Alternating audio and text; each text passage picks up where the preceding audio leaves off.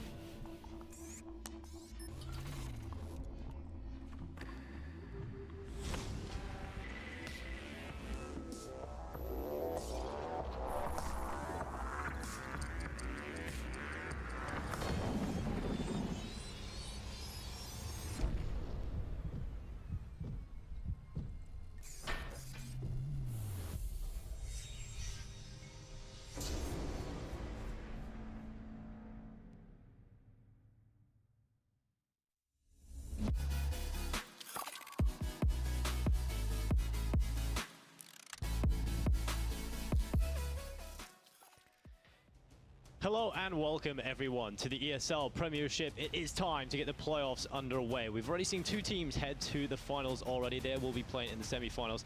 It is of course Endpoint and Fierce already there, but we've got to find their opponents. They'll be coming up next. My name is Dinko. I'm going to be joined by Holker here throughout the evening, and we've got to find the next two teams to head to the playoffs. Or not the playoffs, because they're already there. Yeah. It's the semi-finals they'll be heading to. Yeah, the live finals as well. Yeah. Very exciting stuff.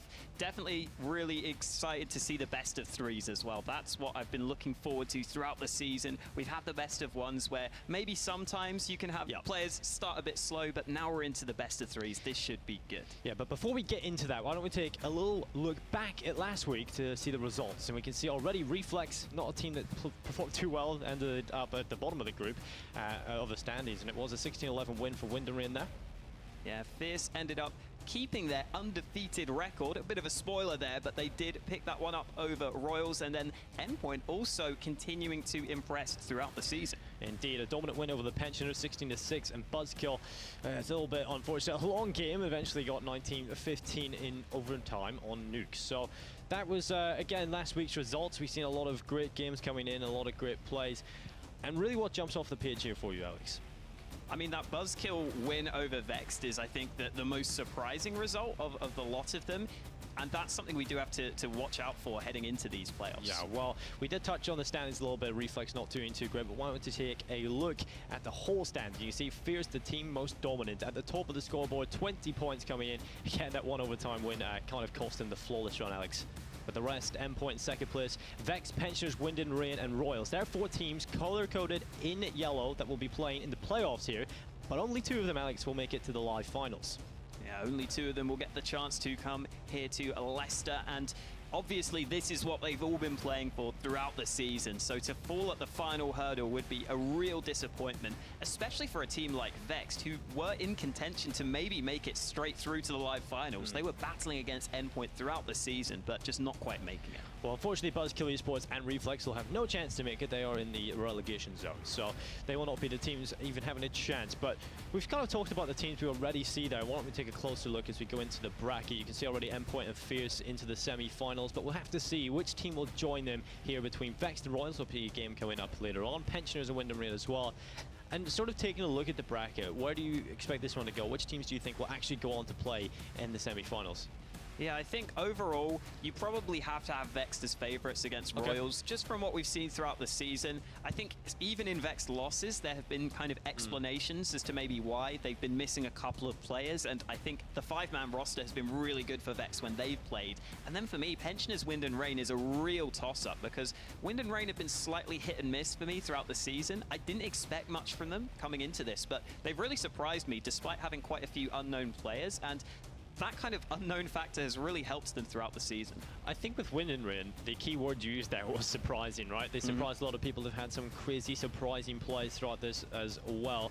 But today's matches are going to be very fun indeed, and obviously we've got a couple of things to look at. Obviously with the 4th and 5th, Vexed versus Royals, I think that's going to be probably the game of the day, honestly. I think obviously Vexed versus Royals is going to be a close one. I do agree with you. I think Vexed obviously having the 5-man core that have been playing well, performing very well, and they are, of course, they used to be London esports. So if you have a look back at some of the HLTV results they've had, they've played against some better teams even in Europe. So obviously London esports, or not Vexed, have actually played very well, and obviously deserve a spot here in the playoffs. Will they get to the semi-finals though? Yeah, I mean, I was watching a frag movie from Adam as well recently, just that he uploaded himself, and they've been able to scrim against teams like MIBR when they came over to Europe. So they've had some really nice opportunities to actually get some experience against some really good teams, and that's like a really great opportunity just to be able to really test yourself. That really is something that a lot of UK teams will not get the luxury of doing, but honing your skills and improving against better teams will only mean better plays. Why don't we take a little bit closer look at the best plays from last week?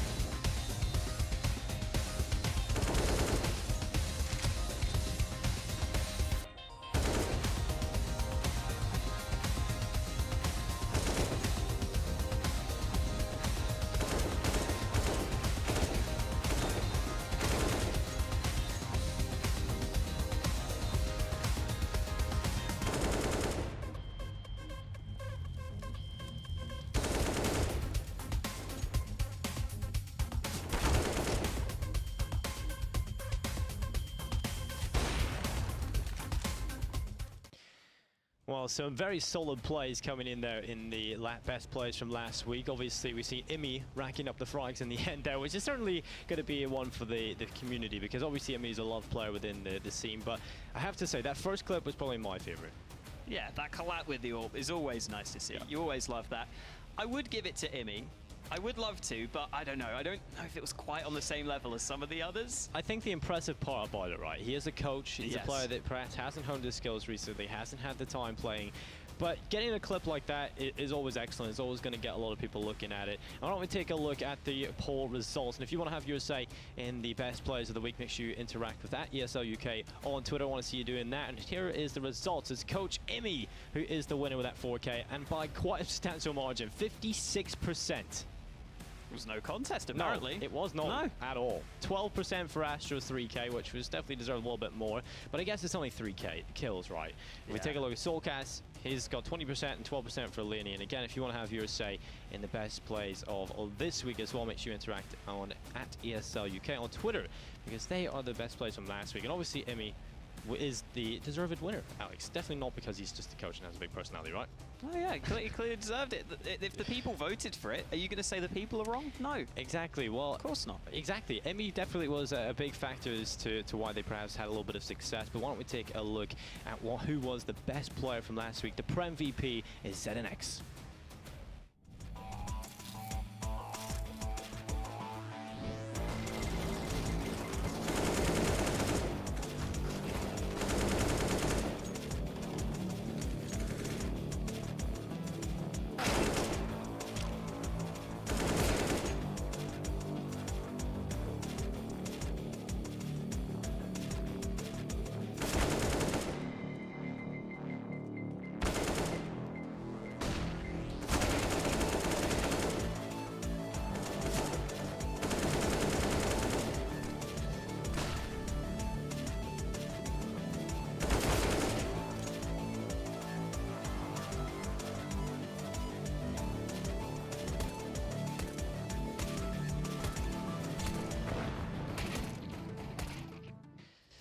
Well, ZNX has certainly been an impressive player. I think he first came on my radar in the Prem finals back in the winter. So definitely a solid player here in Endpoint. He's bringing them pain. It's 24 kills here from last week for ZNX, 1.6 KD, and an ADR of 116.64, Alex.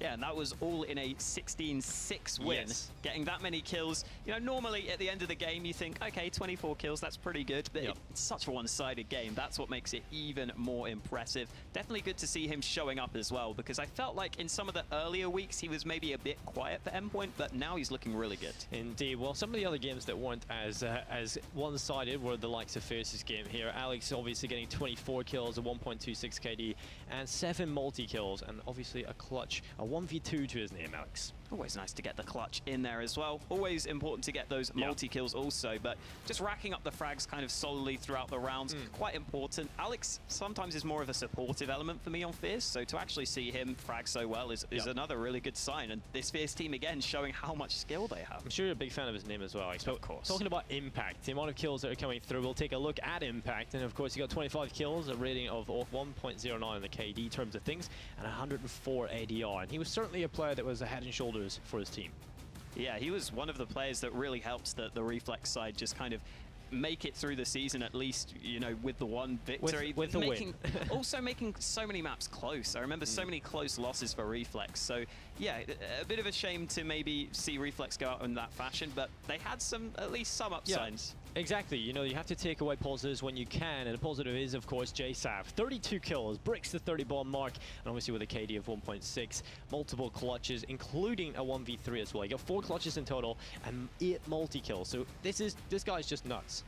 Yeah, I mean, sometimes even if you don't maybe show up on the highlight reels or in the Prem VP, you can still have a really great game. Exactly. Sometimes the kills don't have to be flashy, but as long as they're getting your on wins, that's all that matters, really. Yeah, and obviously picking up that many clutches, maybe not flashy, but still very, very important, obviously, to get those tight rounds over the line. And then all the multi-kills as well, just really solid stuff overall. Indeed, but unfortunately, we won't be seeing any of Buzzkill and Reflex, though, so that is the statistics. I guess it's a good way to end, right? You end on a high for a couple of the players there, but they won't be doing any more, sadly. And in fact, the teams we are looking at today are going to be very interesting to take a look at, as this is the schedule coming right up. It's Vexed taking on Royals in our opening matchup. It's the best of threes, Alex. This is where the better teams will certainly shine through. Yeah, this is what we expect to see. There's no real margin for error here in terms of no excuses, right? Yeah. You can't just say, oh, we had a slow start. Well, that doesn't make sense in a best of 3. And our second match, of course, will be Pensioners taking on Wind and Rain. That's generally the weather here in the UK, but we had a pretty decent week, right? We had some sunshine. Yeah, we did actually. It was really nice. There was that one day that was like really hot. Like really hot. It was like 30 something. Unfortunately, I wasn't here for any of it, which is really unfortunate. But take a look at that first match. It's Vex taking on Royals. That is, for me, going to be the best one of the day. I think it definitely could be. I think that Royals were maybe a bit unfortunate throughout the season not to get some more wins. Again, just looking at their losses, a lot of them are like 13, 16 losses throughout. They were always competitive, it felt like. So I really do think they could put up a pretty good fight against this Vex team. And talking about best of 3s, that means we're going to see more maps in play, right? And we won't see just the best of 1 where we'll see a map that both teams are okay with playing, they're willing to play it, they're willing to let it through. We'll get to start to see specialist maps for teams, and you'll get to see picks come through. And I think that's where the likes of Vex might shine through, because obviously they've got an in-game leader in the form of Adam. We'll take a closer look at the roster as well. We've got Cray, Link, Fraser, Adam, and King Mezzy on the Vex side. And over on Royals, it's K-Piz, Aussie, Yenko, Whisk, and of course, Emin. And who's the player that really jumps off the page here for both rosters, Alex? Yeah, I mean, over on the Vex side, this is the 5-man lineup you expect from them. This is exactly what we wanted to see. And for me, I think King Mezzy is the one standout player for Vex, if I had to pick one. I think normally it's everyone on this Vex team fragging, but Mezzy is the one man who can really take over a game on occasion. And then for this Royals team, I think that Jenko has been a really good addition for them. Throughout the season, he's slowly kind of fitted his way into the roster. He didn't really play in the first few weeks, but he's been an important player at putting up the numbers for them, consistently being towards the top of the scoreboard, quite often top fragging for his team. And I think it's really nice that he is also playing in the playoffs now as well. That could really push Royals up to be a really close series. A talking point we always bring up when we talk about Vex, right, is the fact that they've stuck together. They've had some great results, like we've kind of alluded to already, playing and getting to scrim against some of the better teams in the world. Does this mean their map pool is going to be more fleshed out than the rest of the rosters? Indeed. I think we're going to see a lot more tactical maps come through here. I think Adam will definitely want to get on to some of the more in-depth maps, like Inferno has certainly been a good one for them. But when you're in the best of ones, you end up playing a map, you're okay on, but it's not going to be a map you really specialize on. And talking of maps, we have got the veto available to us, Alex. Yeah, the other factor is obviously that you can't play the kind of game of chicken with Vertigo, where both teams don't want to jump out the way of it. If you don't want Vertigo, you have to ban it, and Royals don't want Vertigo. Well, Vertigo is the first ban coming in, and I'm kind of sad to see it in a way, because it would be nice to see the UK teams play it, but I just can't deal with Vertigo. It's sometimes watching the CMA execute over and over again does get a little bit boring, but this train coming in as a ban for Vexed, and you know, that's a map, you know, they've played well on, but obviously they feel more comfortable on the rest of the maps available in the pool. Yeah, I don't think it's too bad of a ban for them. Kind of makes some sense. They haven't really seen them much on it throughout the season. I think for Vexed, you're normally looking towards maps like they played Mirage 3 times. I think they're undefeated on that one. And then a couple of Dust 2s, which have been a bit shaky. So maybe that's more towards the middle of their map pool. But it definitely will be curious to see their map pick, because again, this Vexed team you would expect maybe to be favorites here. Yeah, well, we have to get through the video to see those picks. We're going through the bans first of all. Dust 2 coming in as a ban for the Royals, and obviously at least one more ban for Vexed. I'm looking forward to seeing what they go for here, because it really opens up the field of which sort of maps we can see left in the pool. Yeah, definitely. The Dust 2 ban, I don't know if that's necessary there. I think you could probably leave that as like a third map decider, as maybe a decent choice there, especially with Royals not maybe being quite as tactical of a team. But I guess if they haven't put the practice in on it, then it makes sense to get it out here. It's kind of hard to know sometimes. Yeah, well, the fact is, at this point, you kind of have to play to your strengths, right? I think so. And especially if you're technically an underdog, I would still place Royals in that position. So we've got to see the rest of the video play out, and I'm looking forward to seeing the next ban. It will be the ban Overpass going in for Vex, so that really does leave quite a few good maps now coming through for Vex. Mirage is left in the pool there. They've also got Inferno available to them. What can we expect to see, Alex? One quick point on the Dust 2 as well. We actually saw Royals lose that one against Reflex earlier, so maybe that's part of the reason. Reflex picked up their only win there, so I guess it is a map that maybe, you know, Royals aren't as prepped for, but I think Mirage for Vex is probably the map they're most comfortable on from what I've seen from them, so I think Mirage would make sense at this point. Yeah, well, it is Inferno coming in as a pick for the Royals, and that's a map, again, that's one of the better maps for Vex, so this video is starting to look a little bit scary, but it's certainly confirming the fact that Royals want to play to their strengths instead of thinking of their opponent's strengths. Yeah, and I think that's not a bad way to do it. I think you definitely do want to be comfortable here, but I think overall Vexed should be pretty happy with all three of the maps remaining. Even Nuke is definitely a map they've been pretty good on. We'll see exactly what they decide to pick, though, because, again, I do want to see, okay, they picked Nuke. I thought they might go for the Mirage, but Nuke is another map they've been good on, so either way, I don't think it's too bad. Well, obviously picking Nuke, I think that's a factor that they might just outclass Royals on. If you have any sort of prep on that map, if you're any way good on it or you've practiced slightly, you're going to be miles above the rest, right? We've seen a lot of the UK CS teams miss a lot of their outside smokes, and that's one of the most integral parts about this map. Yeah, exactly. Just having a good, you know, preparation, a good setup for it is a really big deal. Team play is also pretty important on that map, so it kind of makes sense. You know, if you want to start splitting down towards B through Secret, you need to get the timings right. So I think overall, Vex will be pretty happy with this veto. I think both teams will be okay with it. They'll both be quite comfortable on the maps. Like you said, both teams kind of playing to maps that they do want to play. They're not really trying to make their opponents uncomfortable. But overall, I feel as though that probably favors Vexed more, just as the favorites. Yeah, I definitely think the way the video has played out, Vexed are probably going to be the favorites even more. I think coming into this, we would have predicted them to be the favorites, but looking at the maps, you know, they're all a little bit more tactical in terms of Inferno and Nuke coming up first, so realistically, this could be a 2-0. I think that definitely could be the case, especially because, again, two of the losses that Vex took in the regular season came in games where they didn't have their full roster. Their opening game against Fierce, they were missing Adam, so missing your in-game leader is obviously a big deal. Then that loss against Buzzkill, they were missing Mezzy.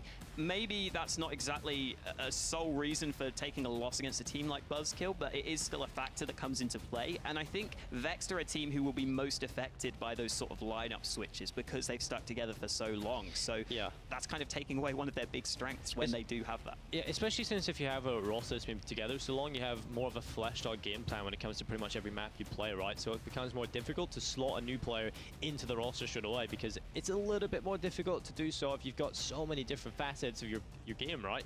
It's different if you're a pug team and you can just add a really good player and say, all right, you're playing towards B this round, and that's all you need to know.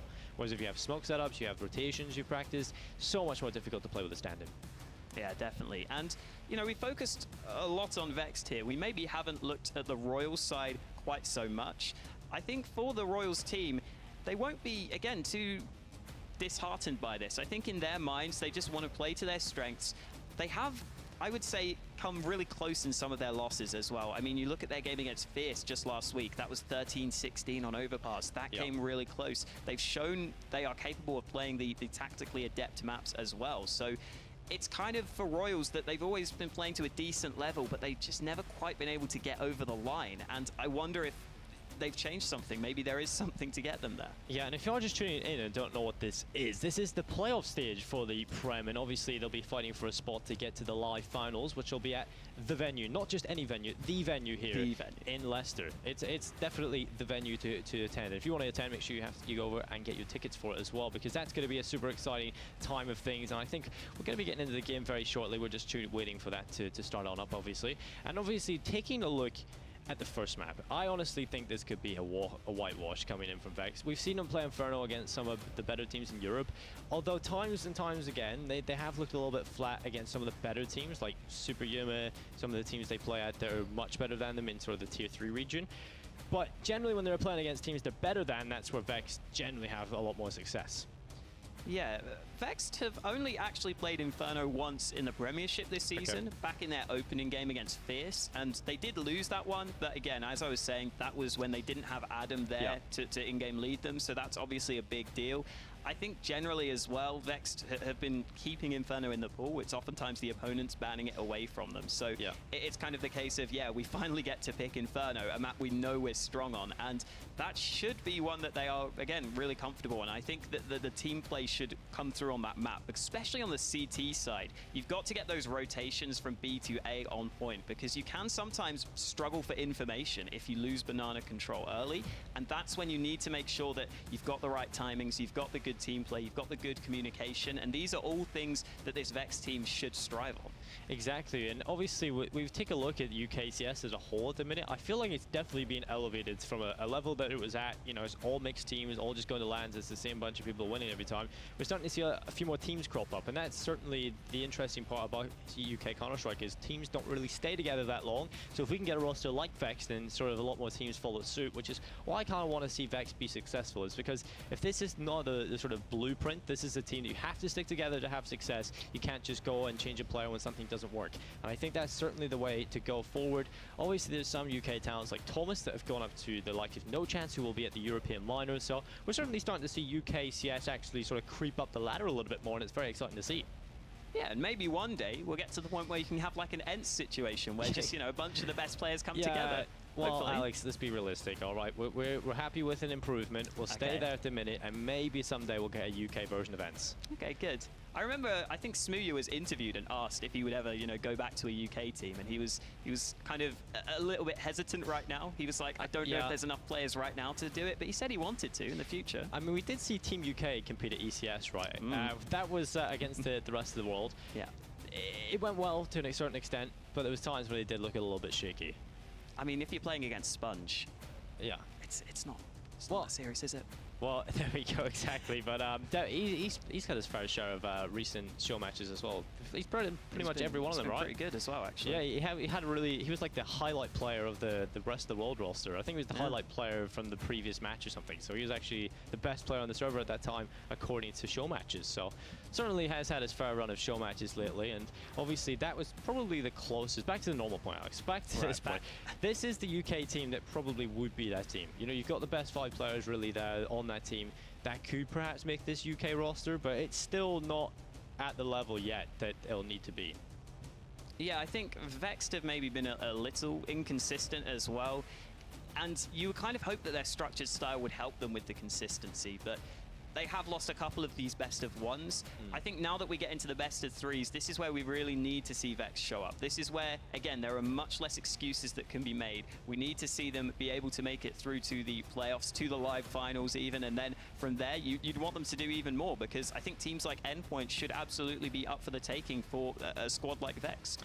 Indeed, and also taking a look at the teams that are already there, Endpoint are not a team that is indomitable. I mean, anybody from the players could actually take them down, right? I mean, we saw Vexed beat them like 16-6 on Mirage, right? That was a ridiculous game from them. Exactly. So we have like ups and downs from Vexed. I think they're a team that obviously struggle a little from time to time with consistency when they play against some of the teams they should beat. Sometimes they do fall off a little bit, perhaps get complacent, and that's definitely something a lot of teams fall short to. So I think just the time, if they stick together even more, they iron on some of the other mistakes within the rosters, that's certainly when they can improve even further. I just hope they stick together. Yeah, I think so. I think they should stick together a little bit longer. We can also talk about Fierce, who have made it through. Yeah. I think as well they get to play in the, I don't remember the name, but it's like the ESEA like promotion and relegation type thing. Advanced, is it? Yeah, something like that. Yeah, there's so many of them. It's a really good opportunity, though. It is the main point. It gives them a chance to, try and work their way up the ladder to play against some teams from other regions as well, which is something that Fierce, I don't really think have had the opportunity to do, and that could give them some really good experience. Well, indeed. We are just currently waiting on the last player to connect up to the server. We've had a little bit of an issue, so we're going to take a short break, but once we return, we will indeed have the match ready.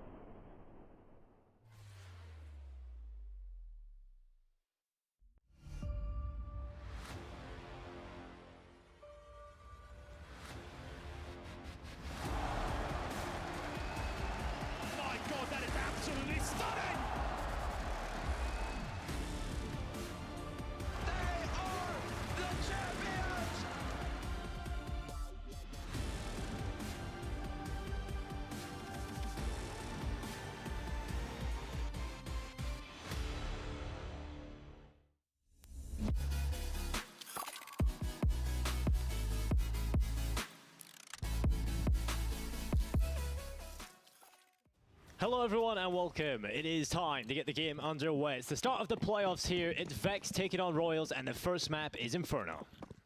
Straight into the action here. Vexed starting on that CT side, and they've gone for 2 sets of utility. Normally, you just see teams go for that 1 defuse kit, but King Mezzi decides to pick up some nades of his own, and that could be quite important on either the retake or the initial hold, depending on when they want to use those nades. Thing is here, Vexed have 3 players currently on the A-bomb site, and Royals don't have any utility to force them off, so it will come down to engagements. Good flashbang coming in, that's going to force Aussie away. Big gap in the smoke though for Cray to try and play long range with. You can really see the lack of utility coming in to be a big problem for Royals. They have nothing to counter this. At least they've snuck this man into CT, though. Capis has to be wary of multiple angles, but if he can stay alive, he could be a real nuisance in the enemy back lines. You can see on the mini-map, Adam is having to watch for that flank as this B play comes in. Yeah, this is certainly a good play from Royals, trying to run in towards the B bomb side, but Frizz has got one kill, Adam will step in for another, and this has just been a great start from Vexed. All the headshots coming in, Whisk and Aussie alone, and the bomb plant, it shall come through. Plenty of time for it, and the push comes through from Adam, trying to deny. So at least they've got a bomb plant here, Royals, and it might just be all they find as Aussie's left. Been between a rock and a hard place, but he'll spin back, take that kill, and a little bit greedy trying to get the USP. So Cray will drop him, and away with the pistol pickup coming in from Vexed on the CT side. Yeah, it's not like Royals did a massive amount wrong there. I think that their overall game plan wasn't too bad. Maybe pushing A long at the start without nades was slightly risky. They definitely could have lost their lives earlier. But then Vex just landed some really quick headshots. Mezzi rotated in from CT. And once you lose those opening fights, it's quite difficult to get back in from that situation. Well, we'll see Royals here with their economy. It's in, you know, the position you expected with the bomb plants. They'll upgrade a couple of pistols. Into the next one, though, that's when we'll see the buy come in. So this should be a freebie for Vexed. I say should be, but we've seen some crazy things happen so far with pistols. So I'm gonna leave that there. I'm gonna say should. Royals still haven't bought a single nade so far in this game. That's a fun fact for you. You'd hope they buy a nade in their gun round. At least one. Yeah. Well, luckily we're only at rotten 2, Alex. So. We're okay. Ooh. Jenko. Yeah. Certainly a good headshot, but Cray is able to reply. Might just get another as well, but a little bit strange to overextend there. Ooh. And because of that, he'll fall. It might just be a weakness, but luckily Link is there to pick up 3 kills. Adam will get Aussie, and it's clean in the end. At least they only lose 2 players, but this is where Royals can get the money through. They haven't really got the money for an AWP. If they want to get it, they'll have to get a glass cannon, but it's probably better just to stick with a massive amount of rifles and the utility, and that's indeed the case. Banana obviously requires a hell of a lot of utility to be used at the start of each round, so Royals, they've got that in buckets and spades. Vexed also decide to upgrade to a few more rifles. I was a little worried in that last round when they lost that M4 early, but the players with the SMGs managed to clean up. And Adam looking to get involved early with this nade should be good. Yes, Ooh. Aussie down to half health. Yeah, that's a great grenade coming in. Flashbang followed up, but Whisk, oh, that angle to line up for Adam as he gets 2.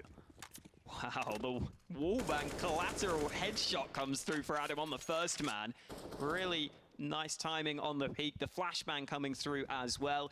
Again, Vexed always thinking through their peaks, making sure that they have the protocols in place to gain the early advantages. And even when Royals have the AKs, they lose the initial engagements. Well, this angle from Link is going to be very difficult to deal with. In fact, it is. He will take the headshot onto Capers. That's all on Emmett. 1v5. Headshot comes in towards Cray, but he's going to have to get a little bit more than just that one headshot. Going to go in towards lower. No one there to take any damage from it. At this point, I think the Swede is just biding his time. Doesn't even have the bomb, sadly. It's all the way back towards T-ramp, and we see Vex push all the way down Banana. Somehow, Emin has snuck past everyone, but I think they are aware that he could be in towards A-long. As you said, it's all about doing some damage at this point. Nice shot towards Link, but not quite enough for the kill on towards him. And he is just going to try to find any damage, but that will not be happening. Vexed, again, playing well as a team. Everyone really performing at the start of this game, especially that pistol round, I think was a good showcase of Vexed just using their skill across their lineup, all chiming in, all having impact. And this is the start we kind of expected from Vexed. Yeah, if they can keep this up, they could definitely have a very convincing half commit on the CT side. We've seen it time and time again from this roster. And that's the added factor that we have for Vexed here. They've got a team of 5 players that can all perform. It's not just a one-man army. And Royals are going to have to try and deal with that. In this round, they have got a smoke. 2 sets of Kevlar and a couple of Deagles alongside CZ75. Vex deciding to rotate away from B quite early here. Normally you do this when you have the AWP to be able to lock down Banana, but they're happy leaving Mezzi alone on the B side of the map. And it is currently the correct read because Royals are trying to creep in and around this A bomb site. Link getting aggressive, might be in trouble, but again, the flash is so good. Easy kill for Link. He can back away or continue to fight, and he finds the second. Well, Cray back in the pit. We'll start to look up towards the apartments. Will be the headshots coming on through. And, oh, well, that's an easy lineup for Fraser. 2 kills coming in, and Adam will assist. 4-0. At least Royals, I mean, yeah, they've lost 4 in a row, but every time they go into a run, they at least do a sprinkle of damage, a kill here and there. And that's important when you're doing it onto the CT side, because obviously the CT side's economy is a little harder to get a grasp of. Pretty well built up for Vexed at the minute, though. Oh, a little bit awkward coming out of CT spawn. They get it done eventually. I was talking about Mezzy oftentimes being the standout player for me for this Vex team, but generally he's been supporting Adam. Jenko, though, straight up banana, but the smoke makes things awkward for the AWP. He decides to back away and takes damage in the process, down to 50 points of health. This time, Vex have stacked 3 towards B early. Well, Molotov, they'll go up towards the top. Grenade will come in as well. At this point, it's all just about ticking off the checkboxes. Have we got banana control? What control have we sourced? And then making a decision off of that. Currently, Vexed have kept 3 players over towards A on the site itself. So if they decide to commit into B here, Royals, they've got to really rely on the 2 players on Vexed to get it done, because no one's going to be able to rotate that quickly. Ooh. Fortunately for them, though, Royals are taking the time. Over on this B side of the map, Adam just threw an incendiary straight at the same time as his teammate threw the smoke, just for what it's worth. So that's always fun. Great communication. Something that was worth pointing out, though, is that at the start of this round, Adam let his teammates stack B so that I think he could hold on to a few nades as he rotated back to the B site, because he started at A, even though he's normally been playing on this B site. So that's kind of a cool way to keep more nades on B if you want to continue to fight for banana. But in this one, Royals really running down the clock, 30 seconds left, and they have to commit soon. They certainly have left it to the last few seconds, and if anything goes down here, if they don't find the opening engagements, it could all unravel, all fall apart. And Adam wants to ensure that happens. 2 kills come in, Mezzy's still alive, and that's the thorn in their side at the moment. They've got to get onto the bomb site. Kill comes in from Jenko, and that might have just been enough to save them. The rotation coming in, though, and a quick kill for Fraser.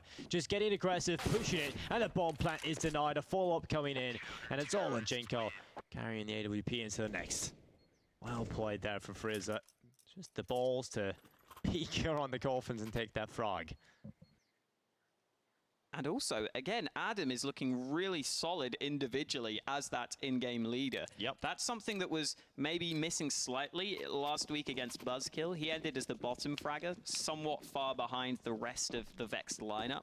But in this one, Adam is looking really crisp with that AK, gets those 2 opening kills at the start of the round. But the SG of Whisk trying to contend for this mid control. Vexed have still not bought an AWP yet, though. They're continuing with this 5-rifle setup, so no need to peek down mid. So I was in Ukraine last week and this week, and casting the Chicago Invitational. And something I seen there, I cast a lot of Counter-Strike, and I seen barely any AUGs picked up. That is the tournament that came with decent teams straight after the sort of nerf, right? And there was a statistic like 500 AUGs have been purchased, but over like 2,000 M4s in the tournament. So obviously, a lot of players deciding to go back to the M4A4, and you can see here in Vex, no one with an AUG, but we are starting to see the SG crop up in the T side because there's no AUG to counter that. It's become a lot more powerful, but seems to be a contact play for Royals. It will be the kill from Jenko onto Fraser. The man advantage for the T side, but for the time being, as Cray still alive in the pit. Oh, Adam rotating over, only good for 1 frag, but they've lost track of Cray. He's going to get 1 kill back from Pit, and it's into the 2 versus 2. Smoke goes down towards A long. Mezzy trying to get into position to assist his teammate, but Royals are really worried about this player, and Mezzy trying to come in from the back lines. Damage is done, but he's out of ammo. Royals finally on the board. Finally, their first pickup, but it wasn't clean. They definitely lost quite a few players there. Obviously, their only surviving member. With the rifles being purchased right back, the AWP back into the hands of Jenko. And again, Vex obviously had such a solid start, they have no money problems. So M4s are through. No AUG still. Yeah, well, so you look at the specifics of the AUG nerf, and it got lowered from the same rate of fire. There we go, Jenko. This AUG coming into play now. He's starting to get a couple of entries with it. Got the opening kill in the last round, gets the opening down mid in this one, and Jenko going into the apartments. I like this. Yeah, it's quite the unorthodox angle to hold with AWP, but obviously showing great confidence. He's got the early pick, why not?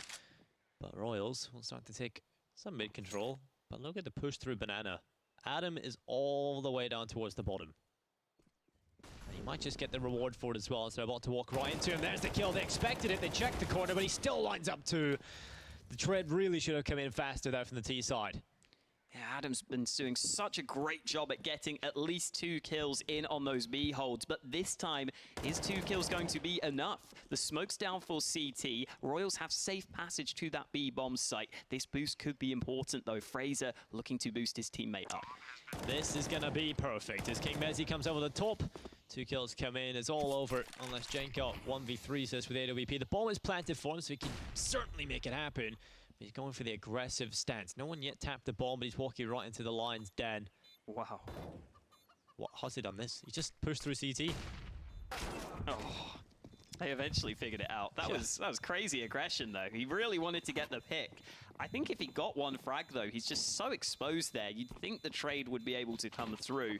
Either way, again, Mezzi doing a solid job at containing on the B site. He'd been slightly quieter on the fragging at the start of this game, but even Mezzi is getting on the board now after picking up a 3K in that round. And here is the AWP that we had been waiting for on the Vexed side of things. Royals have been willing to fight down mid, but Vexed hadn't had the AWP to try and fight against them. So now that Fraser has the sniper in his hands, that is an option if he wants to take it.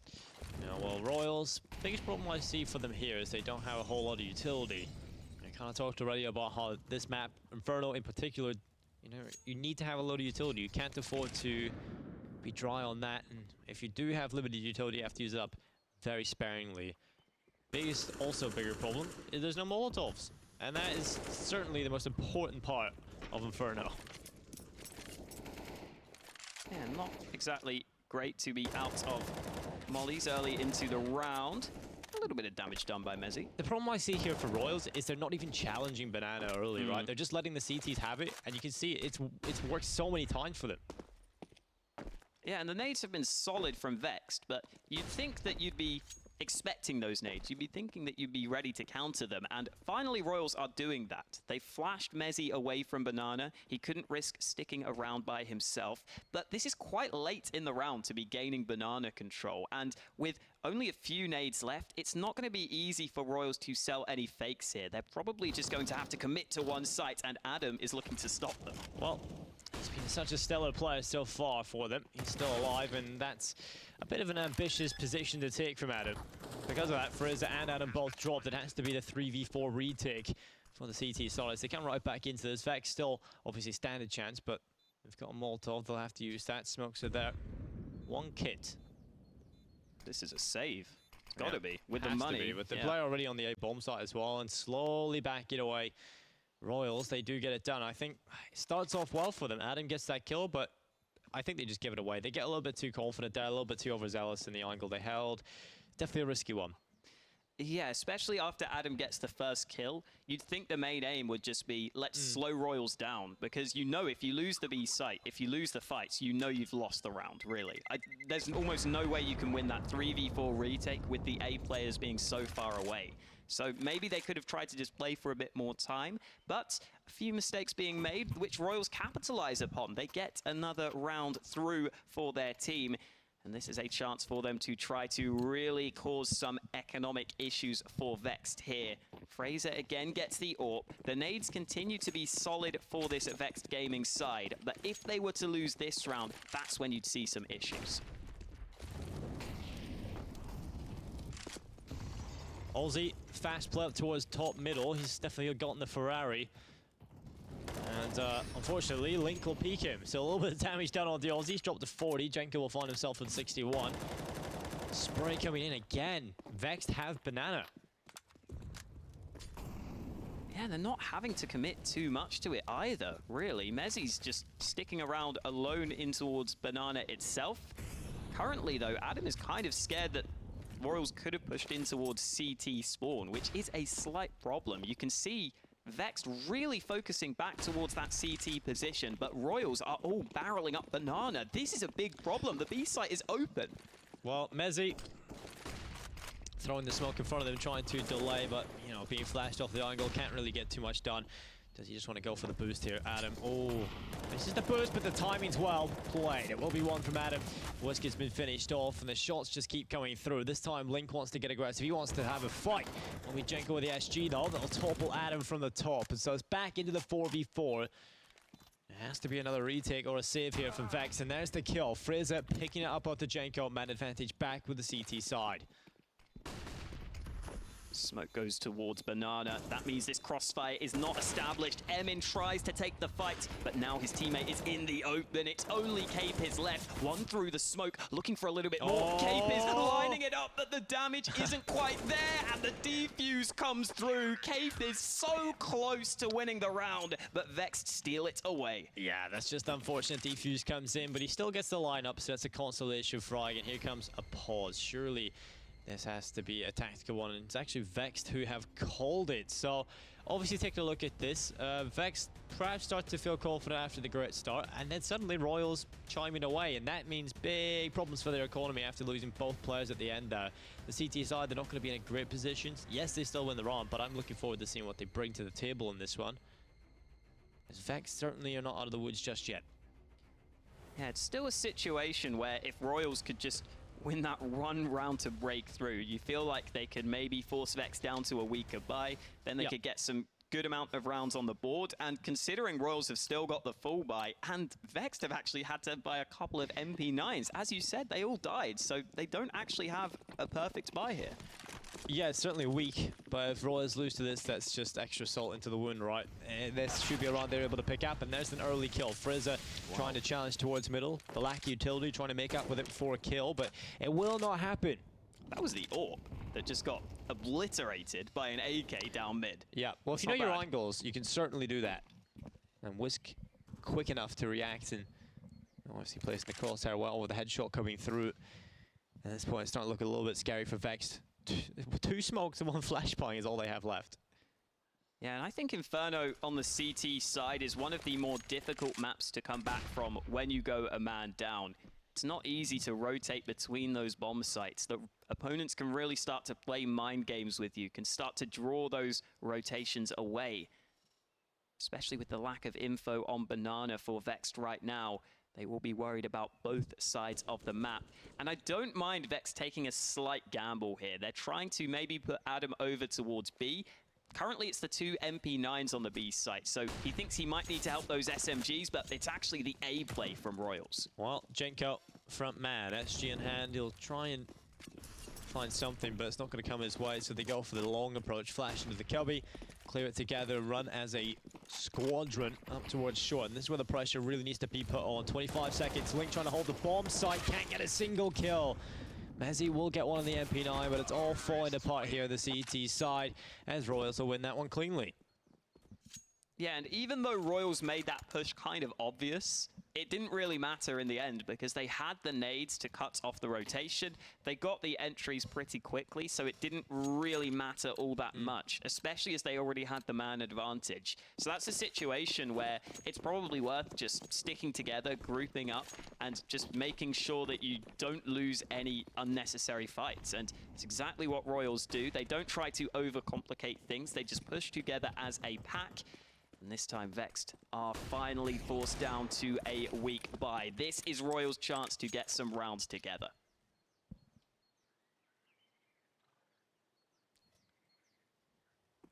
Yeah, they may have had a slow start, but sometimes the slower starts can end the best. You just have to peak at the right time, and Royals, this is certainly their chance to start the incline. Comes in from the CT side. That actually might give the illusion that they have a little more than they actually do, right? If you throw a smoke and you're kind of free-willing with utility, that can start to sort of spring into the minds of Royals. Perhaps they've got something in this one. In fact, it is just the Deagles and the CZs, and this might just be enough. Adam, though, can't react quick enough, and so Royals will get away scot-free in Banana. They might want to try their luck in towards the A-bomb site where Cray is currently holding with a CZ-75. Flash goes over the corner, but it's Cray with the first kill. Can he get the follow-up?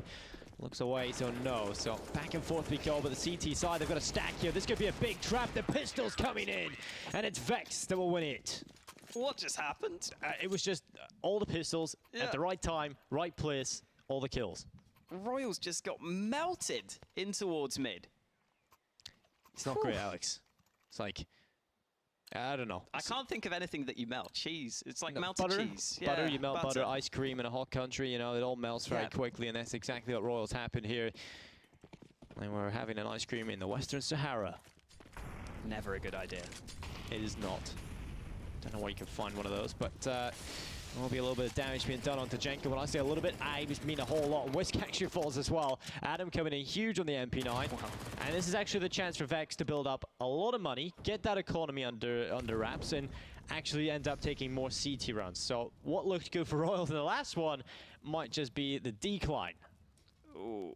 You don't like players peeking in front of the AWP. It's always scary. And, ooh, Capers got that kill towards A long there. Link ends up losing his life. That means the Rap can come in towards this A bomb site. And Vex don't have too many players in position to stop this. Fraser in an awkward spot here with the AWP. He knows one man is low, but he is going to be caught from above. Aussie doesn't even get the kill. It was Capers who took him down. And as this bomb gets planted behind the smoke, Royals are in great shape. This is the answer that they need. Can they convert it, though? That's the question. One kit alive on King Mezzi. That's the factor that gives Vex a few more seconds to work with. The flash will go right through. Player inside the pit. Adam's got a kill with the Deagle. That's 3 already, but he has to get the ace clutch. Running in with the MP9.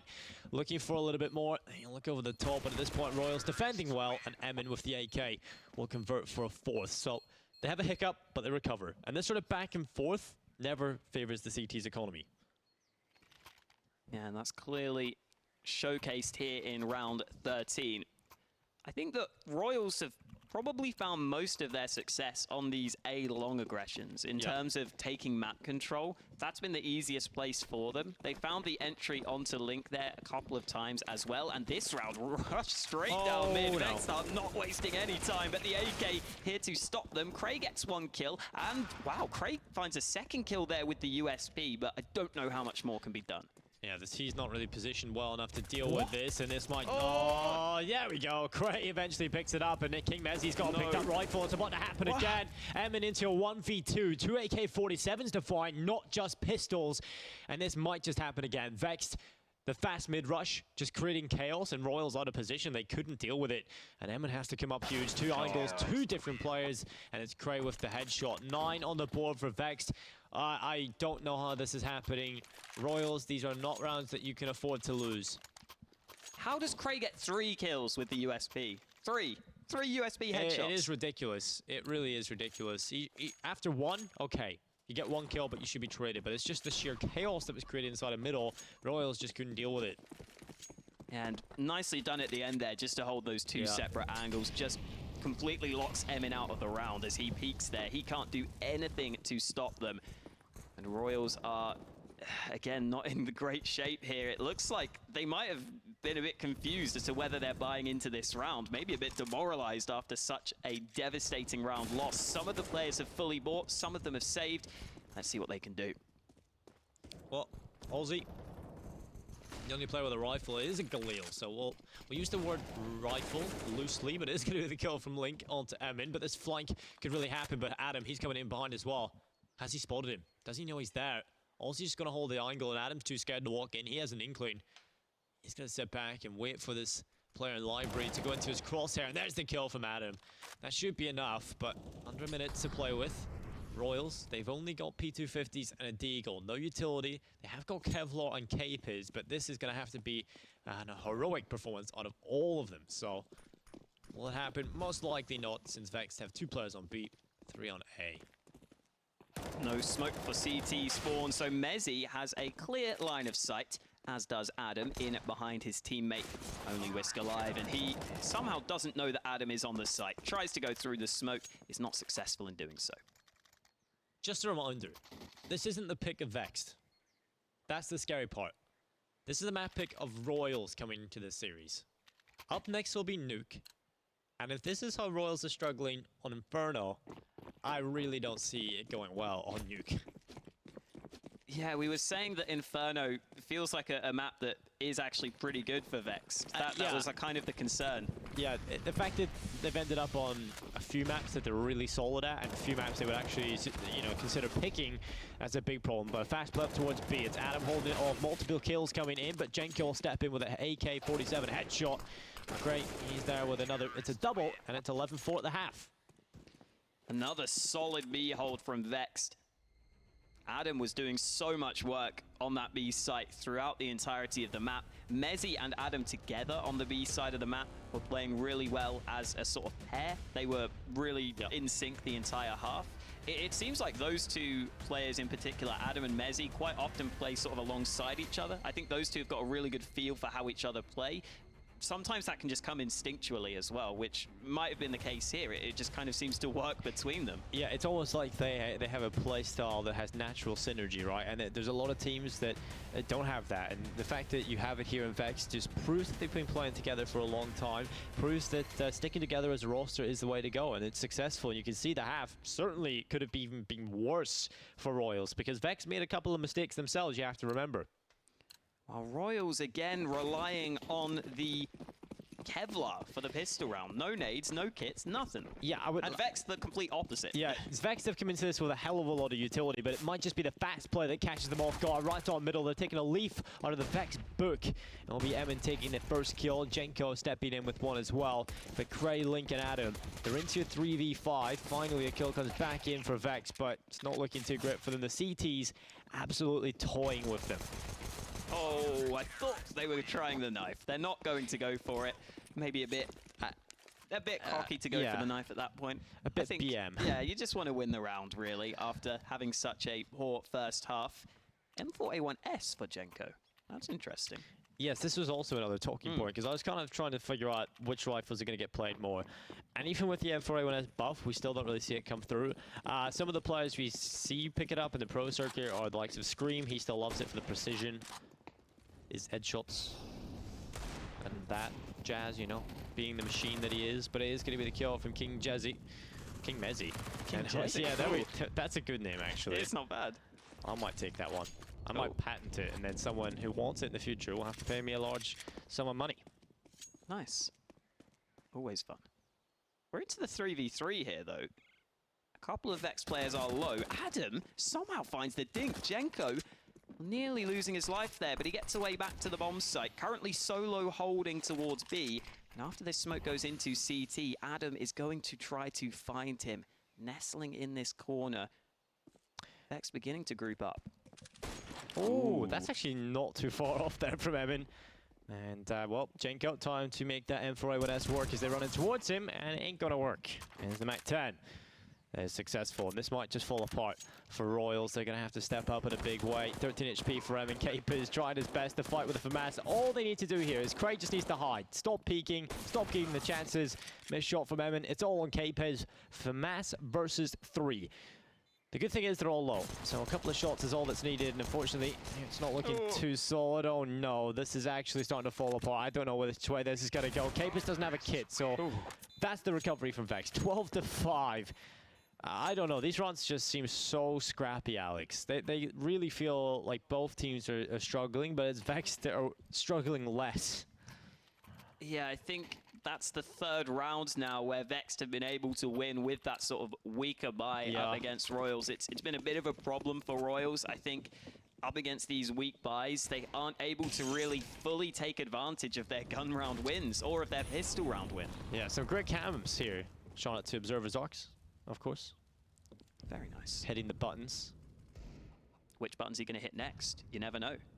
Well, I would say some sort of action towards the A bomb size. That's where Vex are currently going towards. They've got 5 players positioned towards this side of the map. And Emin, he's going to be the headshot coming in. And Frizz able to reply, but it's another one from Mezzi. So Jenko, Capers, and Aussie. 3 players standing, and they might just not stand for long.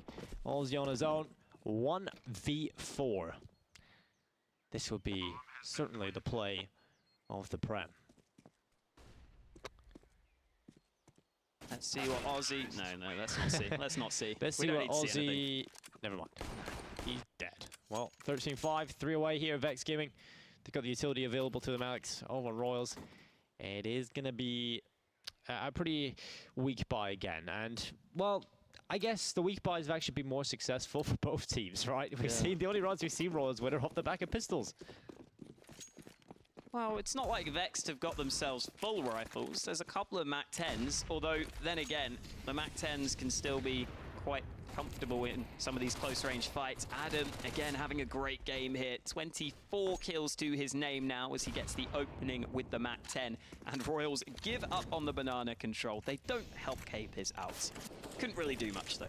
Yeah, I mean, taking banana control on the CT side with no utility, the rifles you have are inferior in every single way.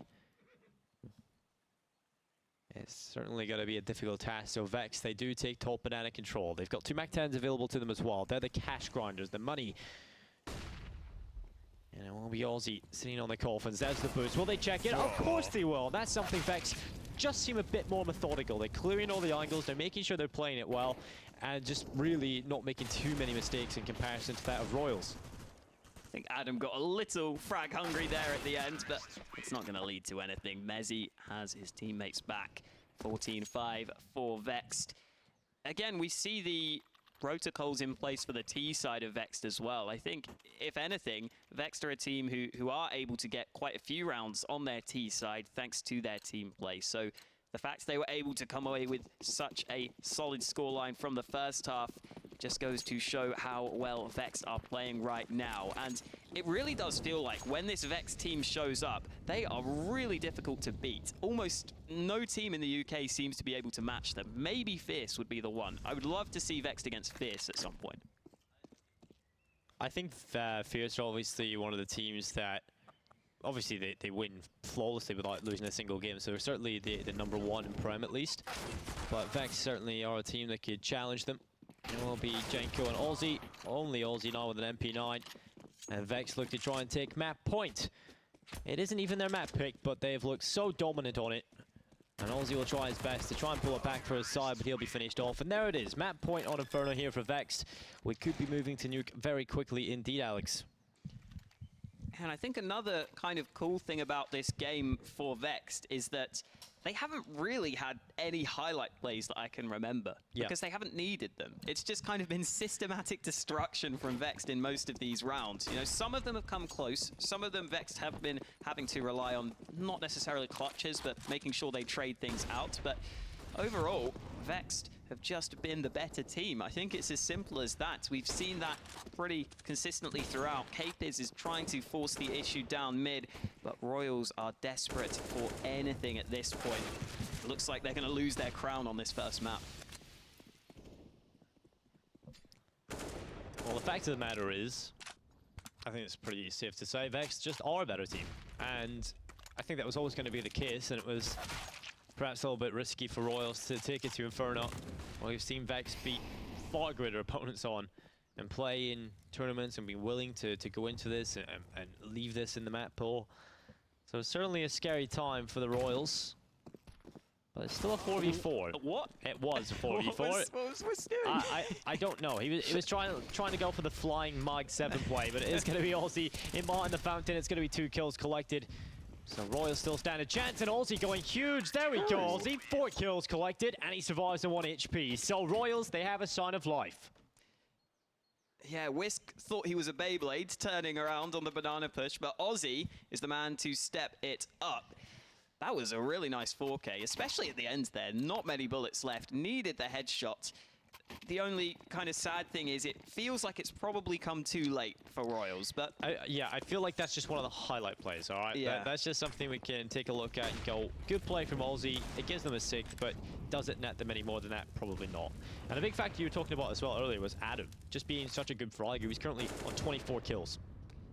Yeah, definitely a player as an in-game leader that can contribute for his team. It would be nice for Royals in this one to get a few more rounds here. Also, just to get some of those individuals warming up. I mean, we saw Jenko have a couple of rounds on the T side where he was trying to make plays. He was doing some good work on the contact with the AWP. But then once they started to lose the economy side of things, they couldn't get the AWP for Jenko as much. It became much more difficult for them to find openings. And with Royals being 2 men down, they're taking a bit of a gamble stack towards B, just hoping that they can find anything. But this one looks likely to be over. This might just be the final nail in the coffin, right? They'll just punch it in towards the A-bomb site, and there's Aussie getting a kill on Adam. That should be the sign. Go towards A, but Emin's going to get the timing right. Only the 1 kill picked up, though, and so it's going to be a 3v2 retake. They have to go for this Royals. No chance in saving. Obviously, it will be over.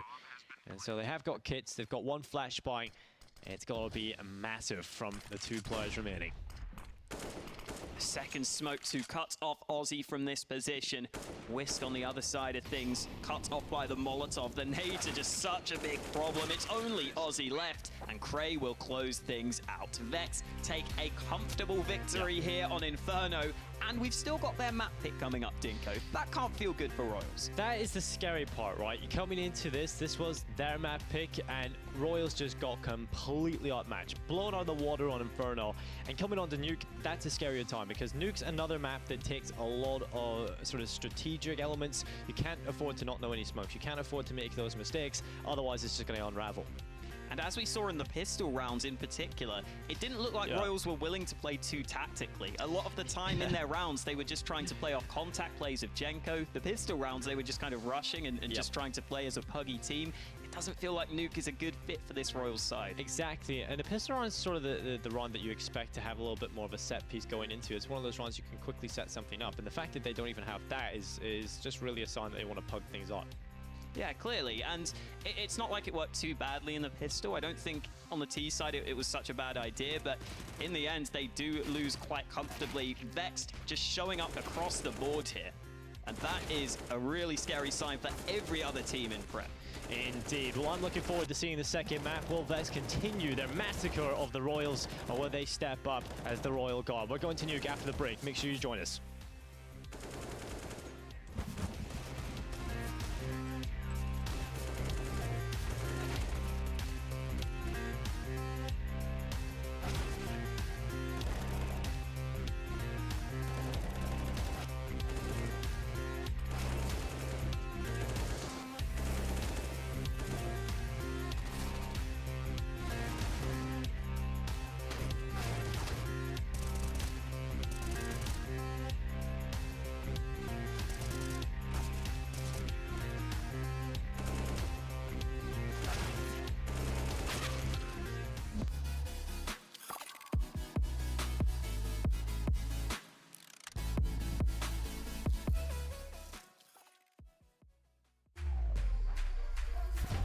Think she can't get a last-second clutch? Watch this. Think he can't carry his team while streaming in high resolution? All the while recording a once-in-a-lifetime win? Watch this. Think leveling up only happens in-game?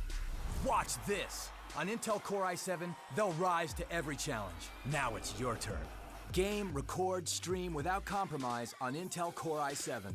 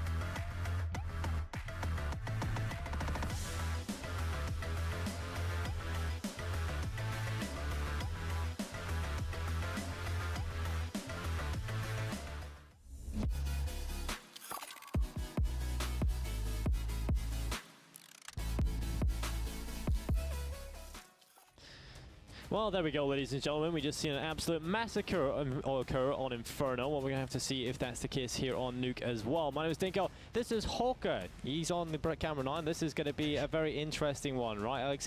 We've just seen Inferno. Absolute masterful game from London. Vexed. I keep saying London, but it's Vexed. There we go. And coming into Nuke, it's another great map for them. So I don't know how this one's going to go. I'm suspecting it's going to be a Vexed whitewash, though. Yeah, that's what you would think.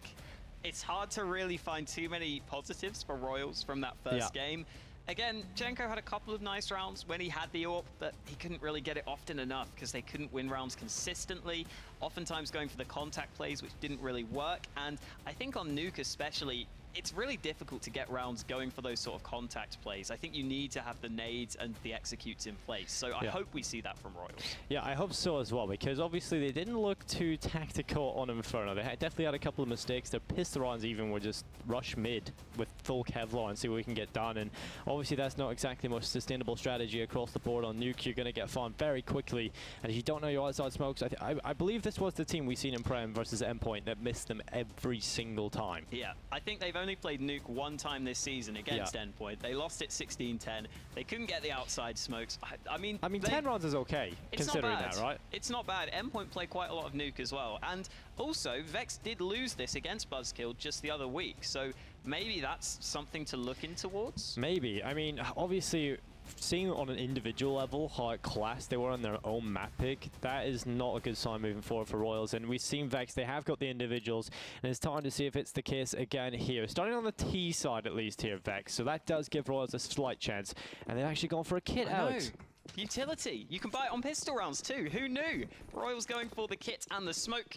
Good to see that they've got the utility for the pistol round, but Emin not quite in position. There's another man round the corner ready to establish this crossfire towards ramp room, but they will not be tested. Vexed starting things slow in the pistol.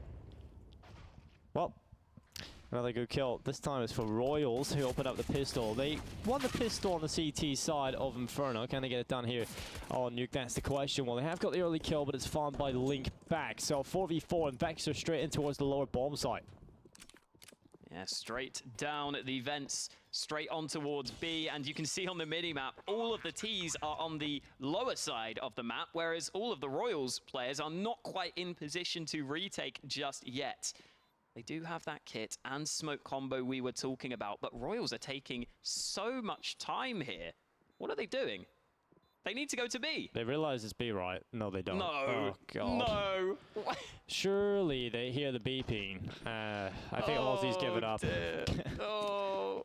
Well, there we go. It hurts. That is something. Well, that's not a good sign. We're kind of hoping they would have some sort of tactical prowess here on Nuke. Well, they don't know which bomb site it is, Alex. They don't know which bomb site it is, and that is going to be probably one of the most chaotic rounds I've ever seen. And that really is the epitome of UK Counter-Strike. Truly. Beautiful stuff. Wow. Well, Vex, they do win the pistol. That's the important part, and they will be very happy with that. It's the AK-47 coming in on Link. Mac-10 for Adam, a little bit of utility being purchased as well. And we actually seen Vex rock the double Mac-10 setup, and usually have the rest on rifles. But because Cray was a little weak on the cache, he's gone for the Mac-10 as well. And there shouldn't really be too much resistance here from Royals. They have got a couple of upgraded pistols, but only one set of Kevlar and no utility. Hopefully Royals can hear all these smokes towards outside. Maybe they think they're somewhere else, I don't know. But Mezzi about to move forwards. The Mac-10's leading the charge, and the pre-fire goes around the corner. This isn't a bad angle from Capis. You can sometimes get a kill here, but without the upgraded pistol, it's really difficult to do anything. It's falling apart. Royals again. 2 players left, and the Vexed are looking in control. There's literally no way that this will be too successful for Royals. I think maybe a kill would be all they want and hope for, and there's a chance of getting one. It is there, but it's treated right back by Adam as the smoke fade. And it will all be on Emin, the Swede, for Royals to see if he can make the 1v4 happen. Pretty sure the Swedes have a royal family, so there's some correlation too. I know I actually visited the Norwegian palace. Ooh. Yeah. Was it nicer than Buckingham Palace? Less people, which was something I enjoyed. Right, yeah. And the guards aren't as strict, it seems. Well, they are strict, but not as crazy as the British ones. Can you actually go inside, or no? Yeah, you can take tours. Ooh, nice. It must be weird. Do the royal family actually live in the house then, like in Buckingham Palace or whatever? It must be weird having tours like in your house. Well, I'm sure they won't see them. It's so big. Yeah, true. But it's starting to get right back. It is Royals. This time they got a very good buy. And it is going to be the M4s available to them. I say very good, but I'm only talking about the rifles. The utility is not great, and it is going to be used up immediately here as well as Vexed want to get it going. Adam just charges down the vent, and they can't really deal with this. Adam's speed running right now. Down the vents, down to the B site. I think it's a new world record. He's got down on towards B in about 10 seconds. And that is going to cause issues for Royals. They are obviously aware that that's a possibility, but it really is always going to be playing in the back of your mind that you know that one of the Vexed players has rushed down the vents. You always have to be aware of the backstab opportunity. That gives Vexed the chance to try and crunch in on these opponents, and Whisk isn't going to get the opening. It's Emin to pick up the first frag of the round, but Vexed find a couple of kills back onto the A site. Well, bomb planted. Vex just trying to hold on at this point. Emin starting to make his way through. Aussie will get the kill on the Frizzer. And there's a headshot on the follow-up from Emin, all on Adam. The player that started it off very quickly has to try and end it. And there's the Mac 10 spraying away with one. Might just upgrade to the M4. There's an AK available as well. But Adam, he's not really got a whole lot of time to play. He's going to go for the Molotov onto the bomb. If it's perfect enough, it will happen. But defuse going through, and it's starting to spread to Jenko. Can he get the defuse? He has to come off it, and Adam's played this well. Starting to spam away, gives away his position, and the defuse is coming back through. Adam has to peek this, has to go for it. The 10-second defuse coming in, and Adam makes it happen. The 1v2, and he gets the triple. Oh, the lack of kit for Royals ends up costing them. Adam just buys enough time. He knew he couldn't go through the smoke, so he took the risk, realizing that Royals were on a weaker buy because it was their first gun round. We saw they couldn't even get the full nades, and that gamble paid off. Incredible stuff from Adam there. Just absolutely playing that one to a T. The Molotov spreading just at the right time as well. If it didn't, you know, spread over that extra tick, the defuse surely would have come through in the first attempt, but it is the kill from Link coming right through. Jenko is the man that will meet a sticky fate, and it will be the man advantage for Vexed. Well, there's one back from Aussie, equalizing the numbers briefly. Whisk, oh wow, what a shot from Cray. How the hell does he find that? Must have broken his wrist right there, but still Royals continuing to put up a fight. Emin and Capers trying to see if they can win out this round in the clutch. Capers goes down, and Emin is trying to find the flank. The bomb is out in the open. Emin about to swing, but Link is there to stand his ground. Ends up being a quad kill for Link on the round as Vexed hold on. This is going very like Inferno, I have to say. Another great start from Vex. No answers from Royals. They lose the first gun run. At least it was relatively close though, right? They got it into a clutchable situation. It had to be a big step up from Adam, who seems to be continuing his good form from Inferno, which is a really positive sign moving forward. And Royals here, they do have the AWP on Jenko. Can they get anything done with that? That could be a big turnaround for them.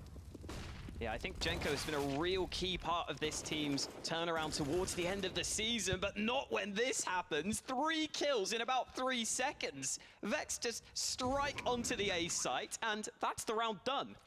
What can you do? Yeah, that's not great. Jenko and Emin, they're going to try their best.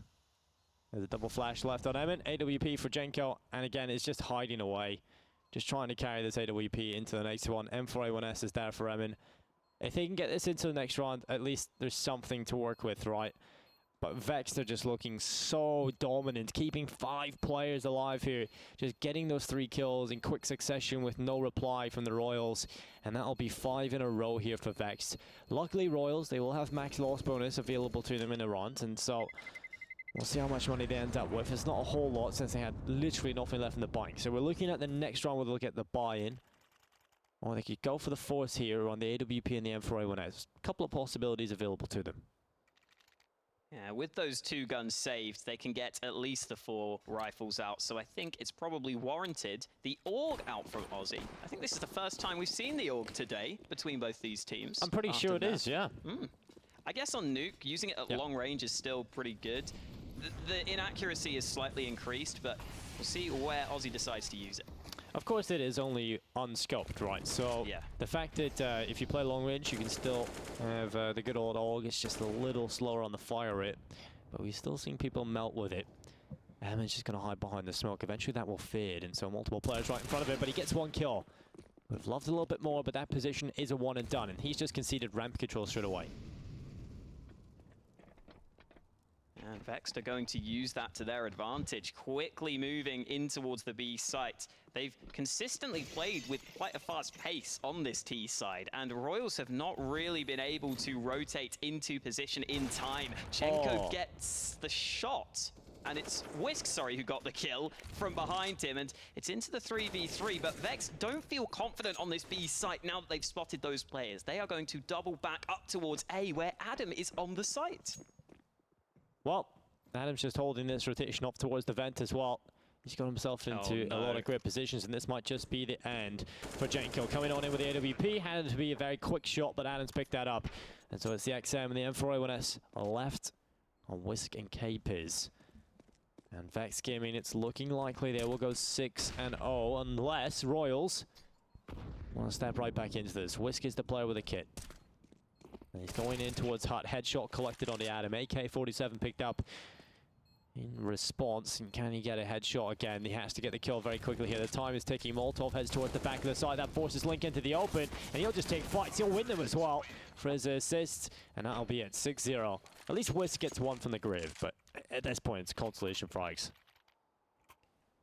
And in most of these rounds for Vexed, I think it's fair to say that their strategies at the start of the round have worked. But in this one, it was actually the mid-round call that had to be made, which is good to see that Vexed have also got that in their locker, because clearly their initial aim was to take that B site, but as soon as they realized Royals had a couple of players rotated down, they doubled back towards A, the perfect read. Adam had all the information, and once again, Adam is going straight down the vents, wanting to be a thorn in the backside of Royals. Well, Emmett, he will get his head torn to pieces. It's a man advantage for Vexed. Windows about to be smashed open. And Vexed are just having their way with this round again, but Whisk will step up for one kill, so he's at least letting some sort of chance stay afloat for Royals. They can't afford to just let Vex run wherever they want and just take the map control straight away. They've got the bomb plant, Alex, and so it has to be a 4v4 retake. Loads of nades left for Vexed as well. A second smoke here for Fraser to keep them at bay. Mezzy also has a smoke and a molly, so Royals are not going to have an easy time of things. The shotgun is not going to be happy with that fight either. And Fraser about to go through the smoke, hungry for blood. Aussie ends up finding one, but Adam is there for the cleanup. 7-0 lead from Vexed, and they're just looking like they are not just one level above Royals, but so many levels above Royals right now in terms of everything, it feels like. Yeah, it feels like Premiership football versus like under 11s at the minute. It's just getting it's definitely not the start the Royals looked for here on Nuke. And it's on the CT side as well. The side you'd expect to see a little bit more success. A few rounds being picked up here and there, but Vex have just been able to go wherever they want and be able to get kills, and that's the important part. Royals just haven't been there with the trades, and I feel like their positioning has sometimes been a little bit off. You know, towards ramp, they've just played in one-and-done positions with no real backup, and because of that, they just lose one player there, and then ramp is theirs. And again, Adam with the opening kill, very methodical, not making mistakes. The second one comes towards him as well. This is just a conveyor belt of death, and as easy as it can get for Vex, who already will win the half. Same position from Aussie, this time spotted. Emin doesn't trade his teammate, decides to hide on the site, and Vexed were ready to clear that one out. It was the only position left, really, on the A site they had to be aware of. K-Piz, oh, this is awkward. Eventually, Cray lands their headshot. I think Adam might be top fragging again, by the way. He's got 10 kills on the board, joint top fragging with Link. But again, as the in-game leader, that's really impressive. But 3 AWPs for Royals. Okay, guys, calm it down. I mean, if the rifles don't work, at this point, I think it is needed, right? I'm not even gonna question it, because they certainly need to find something to turn it around. Because, yeah, the double up setup can be a way of maybe getting you back into a game, but a triple up, it may just be the winning formula, Alex. We have to hope so if we want a competitive game, and it's gonna be Aussie heading his way towards outside immediately. He's got aggressive as well. They might not expect this. Finally, it's Whisk lining him up. They don't check his corner, but he only gets one. The Whisk spray comes through. Jenko finally picks up one, but it's only the 2 ops remaining alongside the M4. And one of them has just hit the deck. So man advantage T-side yet again. Oh, his cape is... Is he... I don't think he's AFK. Well, is he timed out, maybe? I don't know. It doesn't look well, great. It hasn't moved, so... Yeah, well, that means that Emin has got to do a lot of damage here. Again, such a chaotic round, but Vexed, even with that oversight over towards the mini position, they managed to get the trades to go their way. At this point, I'd just like to see the AWP defend Capers. Yeah. Just make sure he gets into the next one. Don't let an innocent man die. Let's be the bodyguard. He does... Well, there's the kill on to Frizzer. Cray and Link, last 2 men standing, and Emin just seems to want to do as much damage as possible. He will fall away, and Alex, it's 9-0. It is. If you take out the... oh, wow. Another nice shot from Emin. He didn't expect Link, though. 1 man too many at the end there. I was about to say, if you take the 1 and the 3 out of Adam's name, then it becomes 9-0. I guess. I don't know. Wow. I'm really clutching at straws, yeah, honestly. you're really stretching this one. Yeah. But at least there's something, right? Well, we have got a technical pause coming in for Royals. Obviously, Caper's not really there. And, I mean, at this point, Royals will take anything they can. You know, when they're playing from home, they are playing from home, ladies and gentlemen. The online, it's kind of difficult to enforce the rule that you're not allowed to talk during a technical pause, right? So they might just take this time and just have a little chat and try and figure out what they need to do. And right now, it's a lot, because they haven't been able to really look like they're close to winning a single round yet. Do you want to joke, Dinko? No, I really don't, Alex. Are you sure? Yeah, I'll take it. No, it'll be good. You might as well. Why did the stadium get hot after the game? Why? Because all the fans left. There and we if you want to be at the stadium, you can be in Leicester at the venue for the LAN finals. It's not just any venue, Alex. The venue. Yes, indeed. So make sure you get your tickets to attend the Counter-Strike. I think it's okay if I do a terrible joke if I bring it into the show somewhat. Exactly. I was just kind of asking myself why we have a stadium joke. But you made it work, Alex. Yeah. You brought it back on topic, and that's impressive. But what would be impressive is if Royals were able to pull it back. That would be impressive. Again, as you were saying, on the CT side of Nuke, you need more than 0 rounds, it turns out. Yeah, you certainly do. Unless you have one of the best T sides ever. And then that would only be overtime. So you still have to play the CT side again. So it's definitely not looking good. I have to feel that they should get at least 1 round. Like this should be a little bit of chance here for Royals. Realistically, if they step right back in after this, they could have a chance. But here is the poll of what you guys thought was going to be the winner, and it is going to be Vexed winning that at 84%. 16% thought Royals had a chance, and well, the 16% currently looking like the wrong bunch of fellas. And if you want to have your say, make sure you vote on Twitter at ESL UK. I wonder what the biggest comeback from the CT side of Nuke is. It's probably at some point during a pro game, probably 15-0 back to overtime to win. Maybe someone's done it. I'm sure there's so many leagues go on at some point. True. There has to have been 1 game. You would think so. Fours, the Russian team seem to have a lot of long games on this map.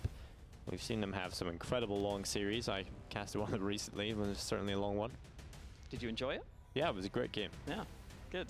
They actually made it to IEM Chicago, so that will be seeing Fours finally at a big event. But there they are, the tickets. Make sure you go to that link for a chance to attend. Well, not a chance, you will attend them. If you buy your ticket. Yeah, it's like you buy a ticket and, you know, maybe you'll get to go there. We'll see if we like the cut of your jib, we'll let you in. Yeah, it's me and Dinko on the door, yeah. deciding who gets in. Yeah, we need photographic ID. Oh, yeah. And, well, this is the playoff stage, Alex. One of these 2 teams will be looking to try and punch their ticket to the venue. And they do have a chance at doing that, Vexed, here at this point. And they're certainly looking likely to be the team that will go on to it. And taking a look at Prem and seeing the teams that are in the standings, you would certainly pick Vexed as one of the teams you would expect to make that stage to the live finals. Who's left that cable on the floor there on Nuke? Why is it like that? I don't know. The rest of the map is so clean. Why has someone left a cable on the floor? I'm not happy. There's a couple of hard hats there as well. I'm just looking at random things on the map that I never look at. A few hard hats there. Yeah, well, CS is actually quite interesting in that way, right? Because you have a lot of different maps. I think the Valve ones are probably some of the best Easter eggs. Vertigo, it has a lot of good stuff on that one. It actually has, obviously, when you jump off or a player dies on the edge of the map, it obviously has a kill counter that shows how many casualties have actually died on the end of the map. So certainly a lot of Easter eggs, and I'm sure if you spend some time flying around the map, you'll find some interesting things. And I think most of them have been put on Reddit already, so I'm sure you can find a thread with all the Easter eggs in them. But yeah, back to the topic. Vexed, certainly a team we should expect to see there at the finals, and certainly a team that could maybe even make that grand final. It feels like whenever we cast Vexed, they just play really well. Yeah. Like whenever we see them play, they're just unbeatable almost. They had that really good win against Endpoint that we saw when they won 16-6. It's some of the other weeks where they've looked a little bit off, where we haven't been here. Again, you know, we got to see those games, but we didn't really get to see them live. Maybe we're their lucky charm. Yeah, we're the Vexed talisman. Exactly. And well, we haven't seen as much of Vexed recently in sort of the online portions. They actually, I think the highest rating was the top 30 of Europe. So that's certainly a difficult feat to get, right? It's something you should be proud of. But the fact is, when they did get their chance in sort of some of the online cups, they didn't perform too well. And I think they were winning, they were having quite a lot of success in the UK scene, obviously winning I-Series and things like that. They're certainly big in hard lands to win. But I think they got a reality check when they went to play against some of the European sides, because then you realize, well, we're not as good as we first thought. You know, we still have another level we'll have to go to, and things that work against UK teams might not work against some of these European teams. So there's certainly a lot of room for Vex to even improve upon that, and I think this is a good sign to see them being so comfortably beating the likes of Royals, a team they should be beating, and a team they are. Yeah, it is really cutthroat in Europe for teams at that sort of level. We're starting to see more and more teams sort of emerge at that point. I mean, there's teams like Gamer Legion that you have to go through, all these sorts of teams that are willing to play the online tournaments. It's really hard to even get through to the qualifiers, to the closed qualifiers a lot of the time, which is where you can maybe play against some more established teams. It's not easy. Exactly. We've seen a couple of UK teams actually play pretty decently throughout the minor closed qualifiers for Europe. We've seen a couple of them make the closed qualifier stage to get the games on HLTV. Actually, I think it was not the closed qualifiers, but the final stage of the open qualifiers. Yeah. So we've seen a couple of them reach that stage, and obviously that's a good feat from them. Gets them some experience, nets them some results against some of the better teams. We actually had an interesting affair during one of those. We actually played against LDLC, but we got 16-0'd. We'll not talk about that because the game's about to get ready to go again. It's 9-0 for Vex. Can they continue the beating that they're currently deploying onto Royals, or will they step up? They've got a bit of a mix and match buy here, a couple of SMGs in play, and an SG in the hands of King Mezzi. There was some discussion over the power of the SG. I think Alex from Vitality was saying he thinks the SG is really, really good. Yeah. Let's see if that will come into play here as Whisk is annihilated. 5 or 4 angry terrorists running his way, and they rip his head clean off. Yep, certainly a good start for Vex. They continue their charge in towards the lower bomb site, straight through the secret stairs, and bring it back to the SG point. I think it's more so because the AUG isn't as good anymore. It can't really, there's nothing really to challenge it. And certainly challenging is Jenko. 1 kill coming in onto Link, but King Mezzi there with the SG, the headshot coming through. Emin is on the lower bomb site alongside a teammate, so can they hold on? It is yet to be seen, and the answer is no, because Adam is on another level. 2 kills coming in, 2 headshots, and it's all on KPiz. MP9 in his hands. Oh, okay. Yeah, I think the idea there was to try and get rid of the Molotov, obviously, so he could sprint through the door. But obviously it bounces off the door and actually doesn't land on the fire. So Nuke actually has a couple of spots that are quite bugged with Molotovs. So I was, recently I seen a game where I was casting Heroic, and Freiburg was trying to plant the bomb, and a Molotov came in, and it just didn't burn him. I remember seeing that, I think. Yeah, a bit of a weird one. Hey, we've got an AWP for Aussie. Yeah, we've also got Mag 7 and an XM. It just feels like their buys just keep coming in. Like, they just keep buying instead of going for a half buy or trying to have some cash in the next one. And because of that, they just haven't had anything. Link has taken over top fragging duties for Vexed. 14 kills to his name, getting past his in-game leader. Jenko, again, they've used that angle so often, and Vex just continue to win the fight on towards it. 3 entries on towards A. I mean, when Royals are letting this happen so quickly on the A site, it's really hard to see how they can pick up these rounds. I think Emin is just playing ladder simulator right now. I don't know. Well, I mean, there's not really a whole lot he can do at this point. He's maybe having fun. Imagine if you could climb a ladder like that in real life. I think he's trying to bait them towards him to see if he can get the kill, because you can actually do some damage from this position with a Mark 7. Unfortunately, none of the bullets will be landing today, and so Adam continues his excellent form, and that's actually teammates from Vex. So that just kind of shows that they're all fragging. The disparity is not really there. I think obviously Link and Adam still continuing to be the front men, but everyone from Vex doing their job, and I think that's the recipe for success. So this time Whisk has bought for Royals, but everyone else is saving. It's so weird, right? They're not on the same page. They've got a nade stack here. They've got something planned. 4 nades for outside. This could be good. Damage here should be done early. Vexed actually lose the opening fight, but Mezzi continues to run straight down towards Secret. They're not even in the same book at this point. This is all falling apart, but it's still 4v4. Whisk with the XM trying to get close at him. Ian's going to be there on the AK-47s. Will the XM work out? It gets 1 kill. The deagle from K-Piz, unfortunately, will not be finding too much success today. So Aussie, 1v3, deagle in hand. Again, we've seen him in these positions before. He hasn't been able to deal with them just yet. This would certainly be a step up that his team requires. And it will be the deagle coming on through, but Adam with the headshot continuing to be an absolute monster. 12-0. Could this be a 16-0, Alex? I'm going to say it. It might just, you know, jinx it, but I'm just going to throw it out there. K-Piz is yet to frag. Or maybe that's because he joined the yeah, that's because he joined the server. Okay. We'll let him off for that one. I just seen his deaths, and it's all good. Now that you said it's a 16-0, possibly, all the Vex fans will hate you if Royals win this round. I'm just saying. Well, now that you've said that, we've kind of jinxed it, so it is going to happen, right? Adam, like, you can't let, like, if you just have the AWP holding door, surely you can just kill Adam if he does that. Oh, well, he's got a kill as well. He just walks through. At this point, this will never work against a team that is slightly better than you, or even on the same level, because you would just get punished for this time and time again. Adam is just running towards B bomb site, open the door, and kill someone. Finally, he's punished for it. He realizes he can't just walk around where he wants. And he will be a drop, but it's still looking good for Vexed. Looks like a 13-0 coming right up, and Royals, instead of saving, are going to go for this, it seems, or want to. I think at this point, with the utility being used for Vexed, it might just be the encouragement they need to carry them into the next, but they're still going for Alex. They've got no kits. It's got to be very quick and D here. And it just feels like they're going to walk to their deaths at this point.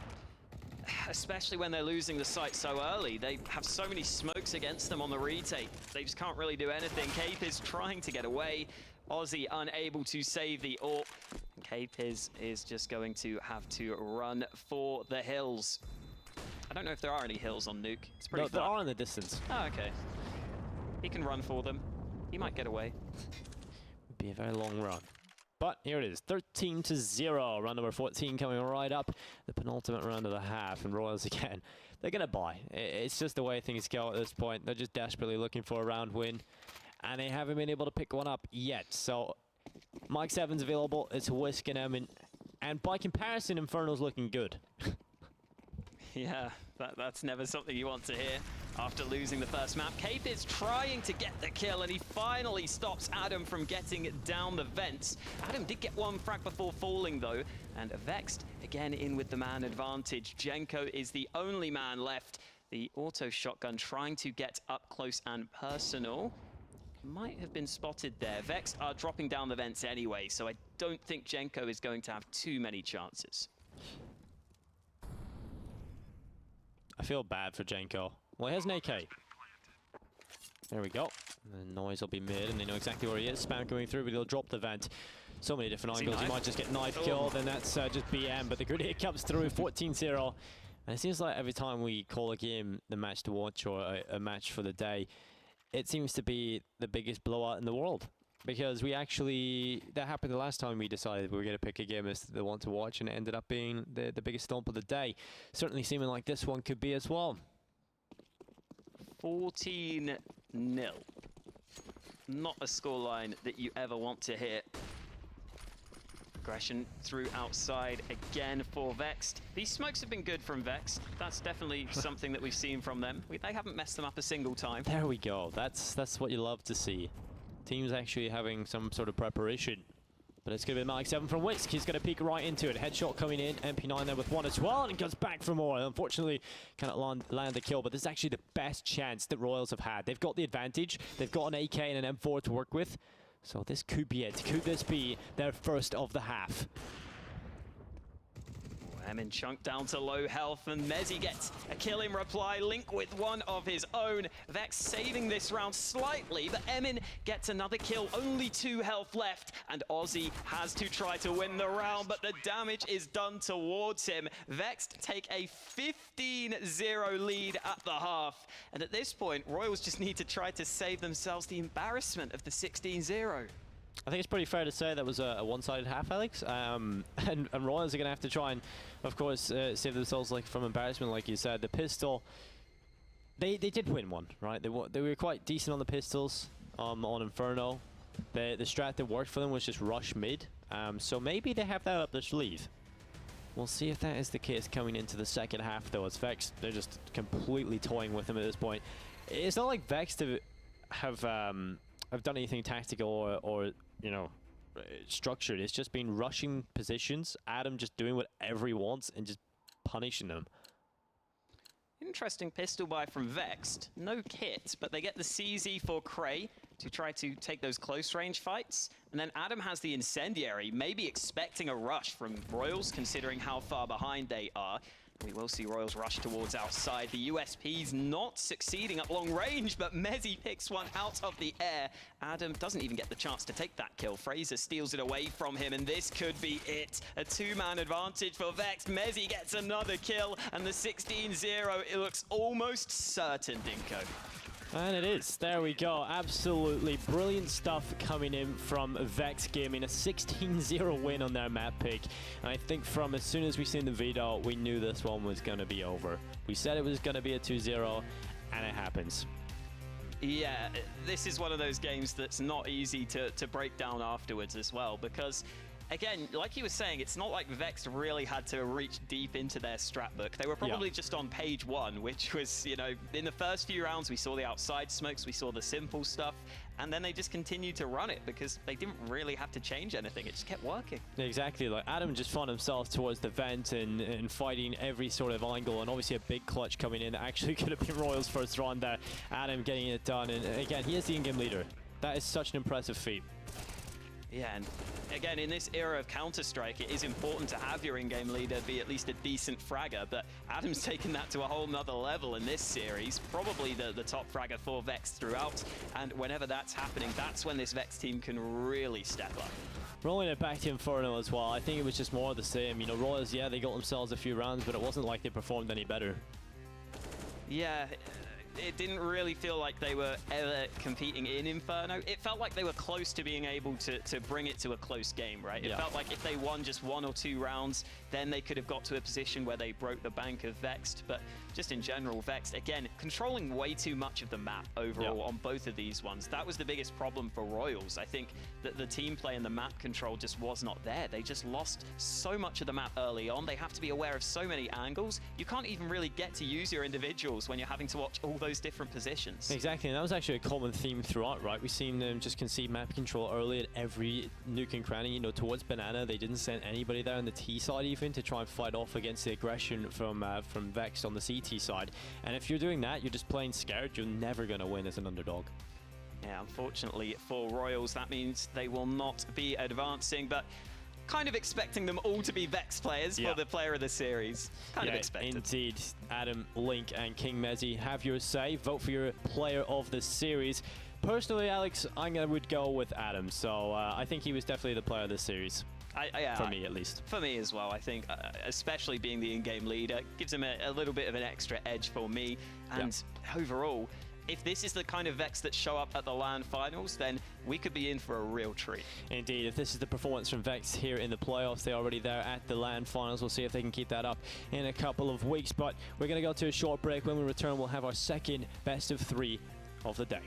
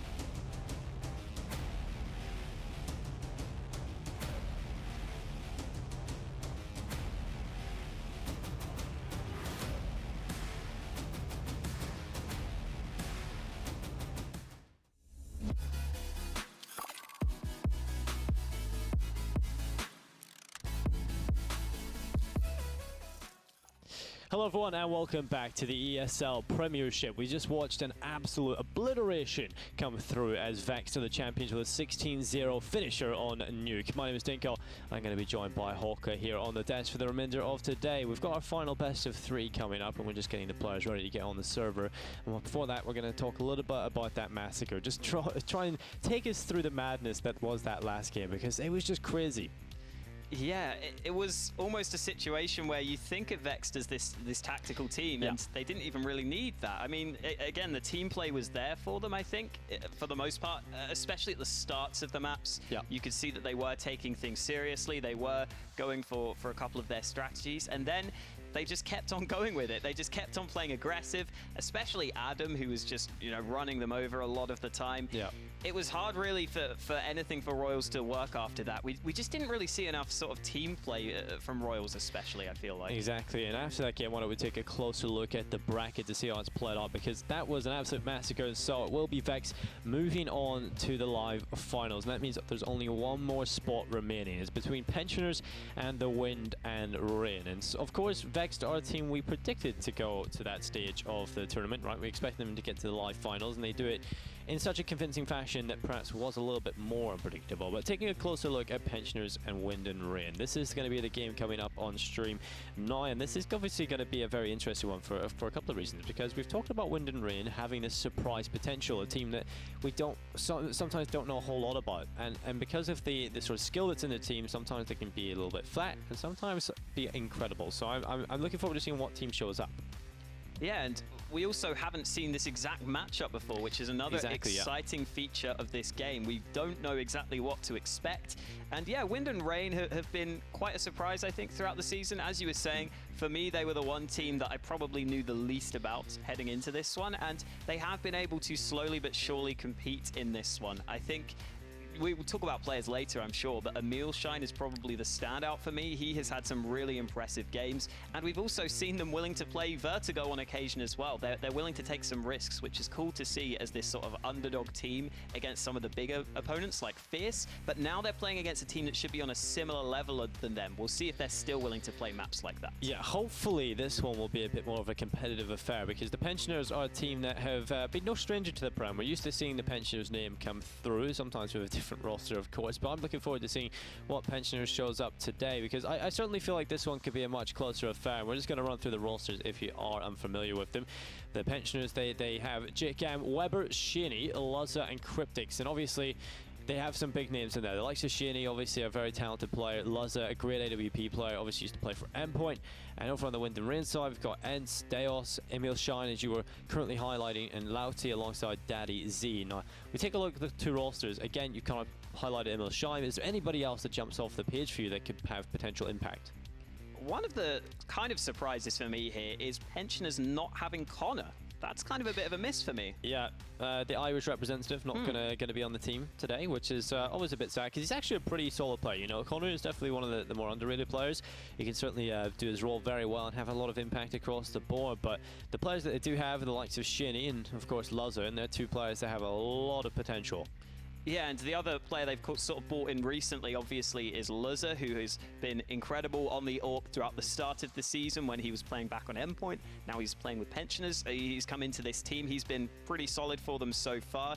As you said, Weber and Shaney, I think, are 2 other players to watch out for. And then JChem plays as sort of the aggressive player who's not really meant to get as many of the frags. A lot of the time, he's playing quite a lot of the hard roles, so he's not normally towards the top of the board. But if JChem can get those kills, that means he's probably having big impacts with those entries. And then Cryptics has just kind of been a pretty stable player for this roster, I would say. Generally, has been a good player for this team. We certainly need stable players to have a successful roster. We'll take a closer look at Wind and Rain as well in a little bit. But Ents is obviously not just a talking tree from Lord of the Rings. He is, in fact, a good player himself. And we've actually seen some of these players step up in Wind and Rain, have some incredible plays.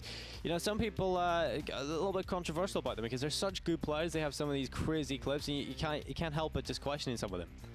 I mean, I think it's also because they kind of come out of nowhere. Some people are always thinking that. But yeah, this Wind and Rain side has been really fun to watch.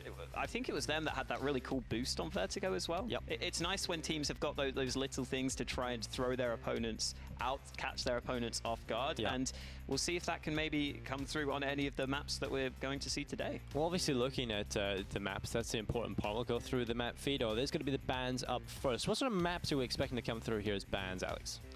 In terms of the bans, I think Pensioners might just get rid of Vertigo. I don't really think they've shown too much of a willingness to play that one. As for Wind and Rain, we haven't seen them on Nuke. We haven't seen them on... Actually, no, we have seen them on Train once. So, yeah, it's a bit of a weird one for Wind and Rain because they've played a bunch of different maps throughout the season. So they kind of seem like they're okay on most maps, to be honest. Yeah, indeed. Well, there is the first ban. It is going to be Overpass coming in from Wind and Rain. Not the Vertigo as predicted. They'll let that one slide for the meantime. Yeah, Overpass, a map that they also haven't played throughout the regular season, so just get that one straight out of there. I think that had been their first ban in quite a lot of the best of ones as well. So clearly just a map Wind and Rain don't want to play. Makes sense for them to get rid of it. And yes, Pensioners decide to ban the Vertigo, not willing to play against the Wind and Rain side, who did show the willingness to play it in the past. Yeah, so Vertigo there will not get to see it again. It seems to be quite a common thing throughout the UK scene, not really wanting to go towards this map. And so that does kind of bring us to the more traditional maps. And taking a look at the maps that could start to come through, what are we sort of seeing in the future for these teams? Pensioners have generally looked good on Dust 2. I think for them, that would make sense as a pick. But for Wind and Rain, this is where I find the kind of difficulty for them. Because they've played so many different maps, it's hard to know exactly what they lean towards.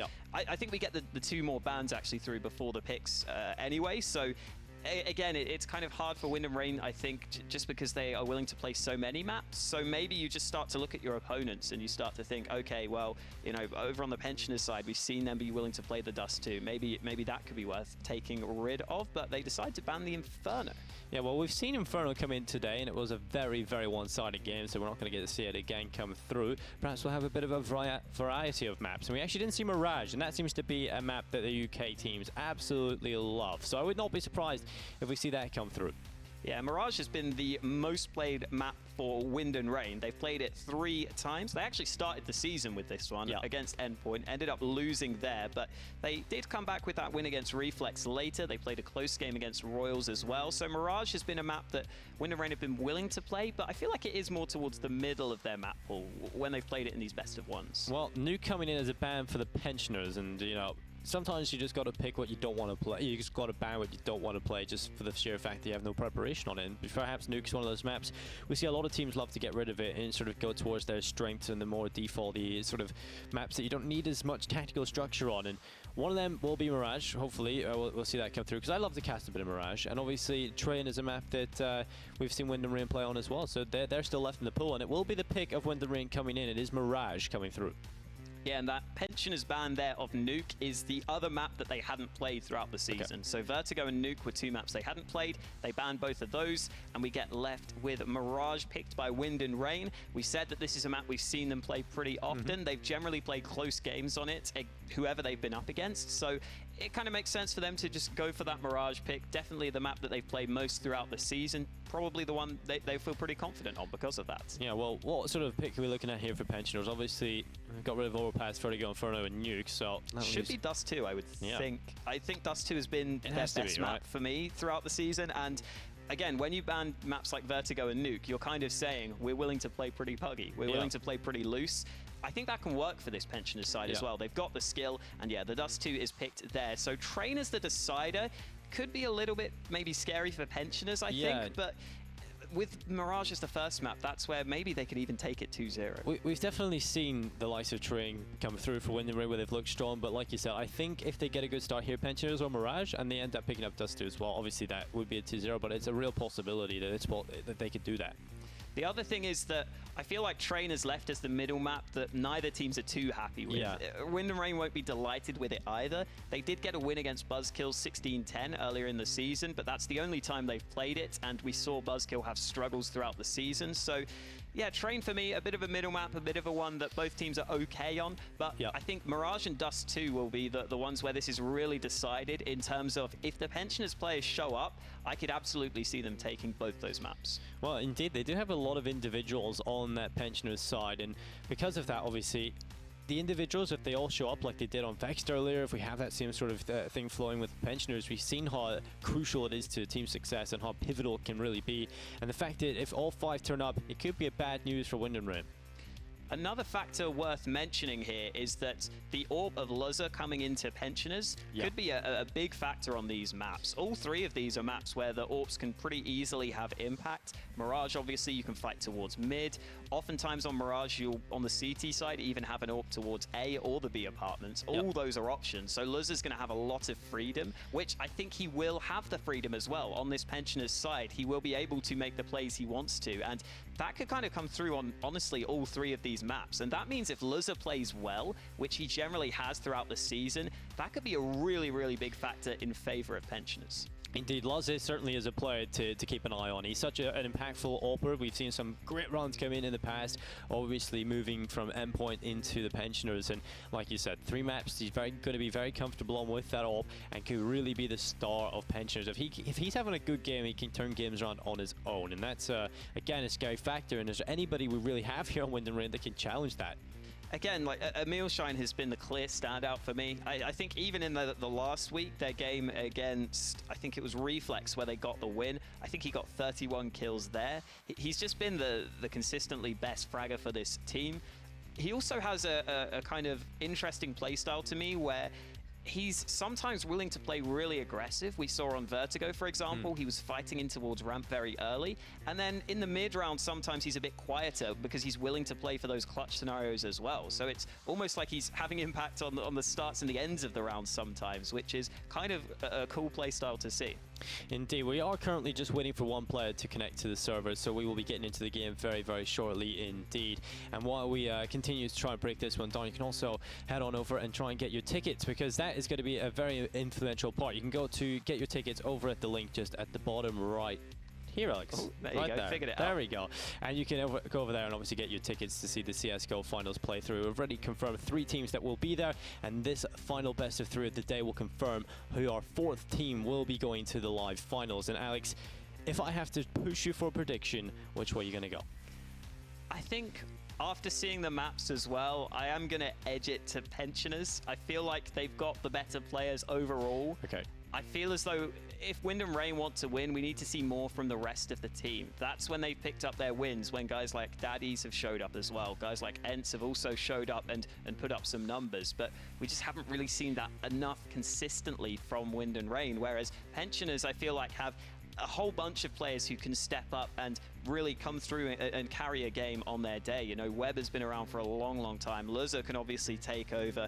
Shaney is another player who has been in FPL for a while, but he's also been doing a lot of work in the Premiership. And I think overall, just the depth on Pensioners probably gives them the edge in my eyes. Indeed. I think the Pensioners, I think, are going to have to side with you as well. I think they're the team that just have a good high skill ceiling. I think obviously Wind and Rain still have the potential there, but I think with the Pensioners mix of experience and the sort of star part of Luzza that could certainly go off is a big factor as to why I think they're going to be the team coming out on top.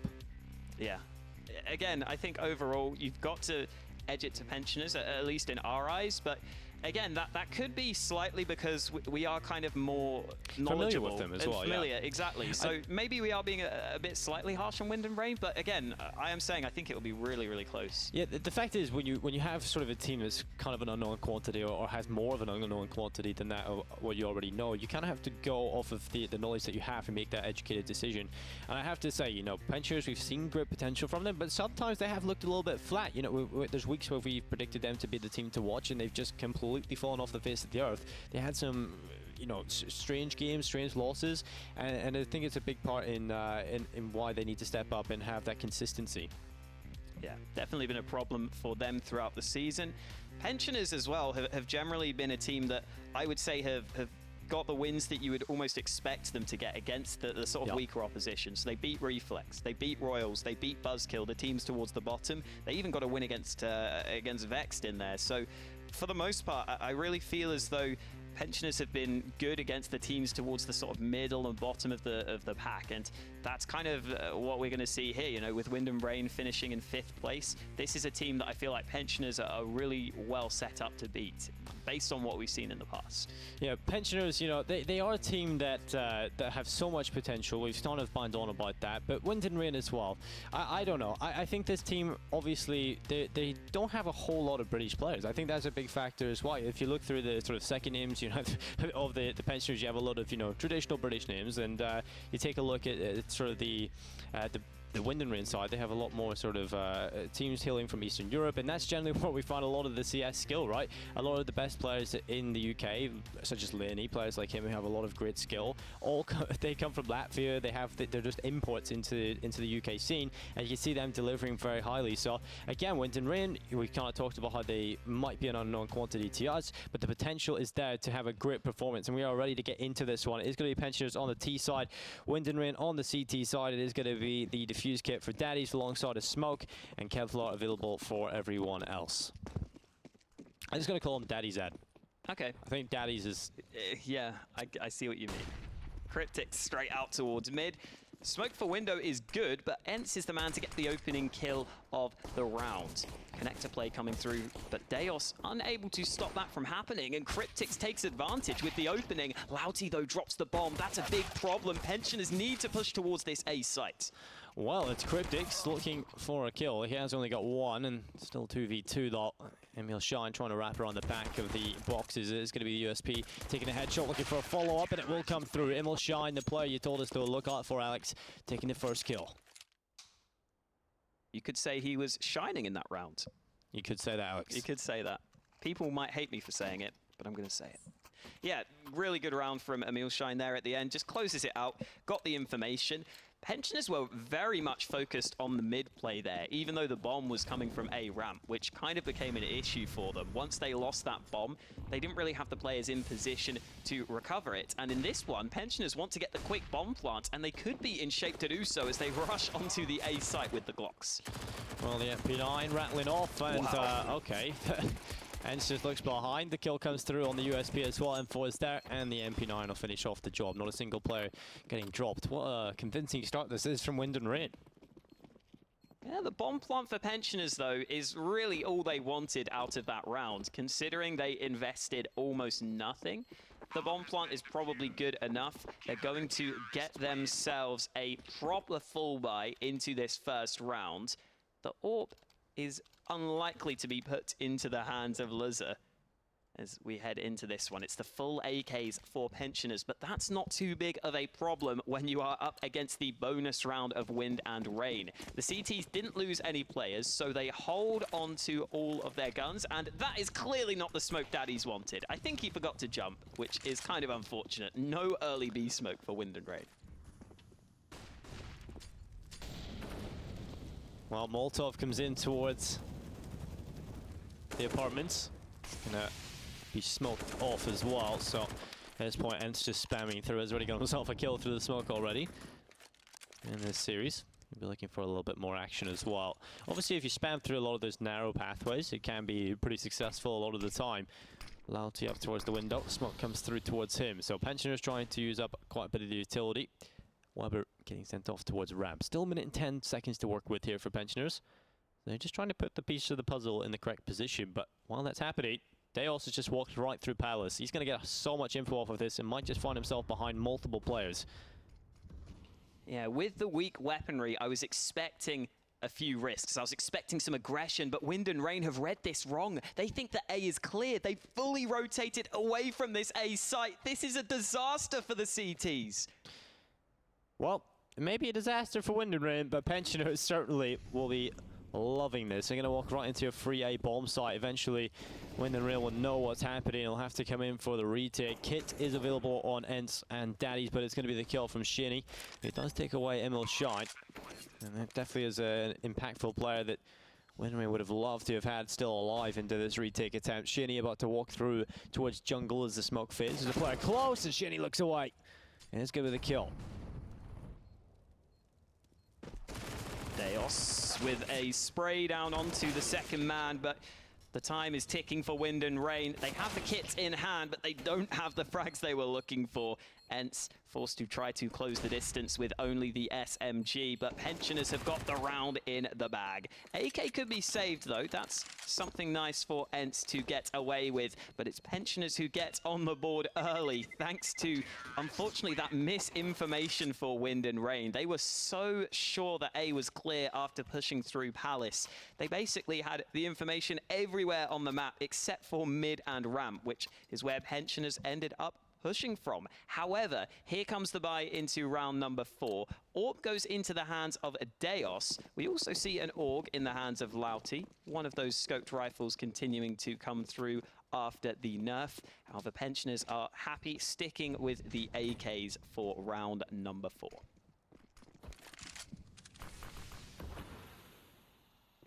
Well, let's see if they have anything in plan here, the Pensioners.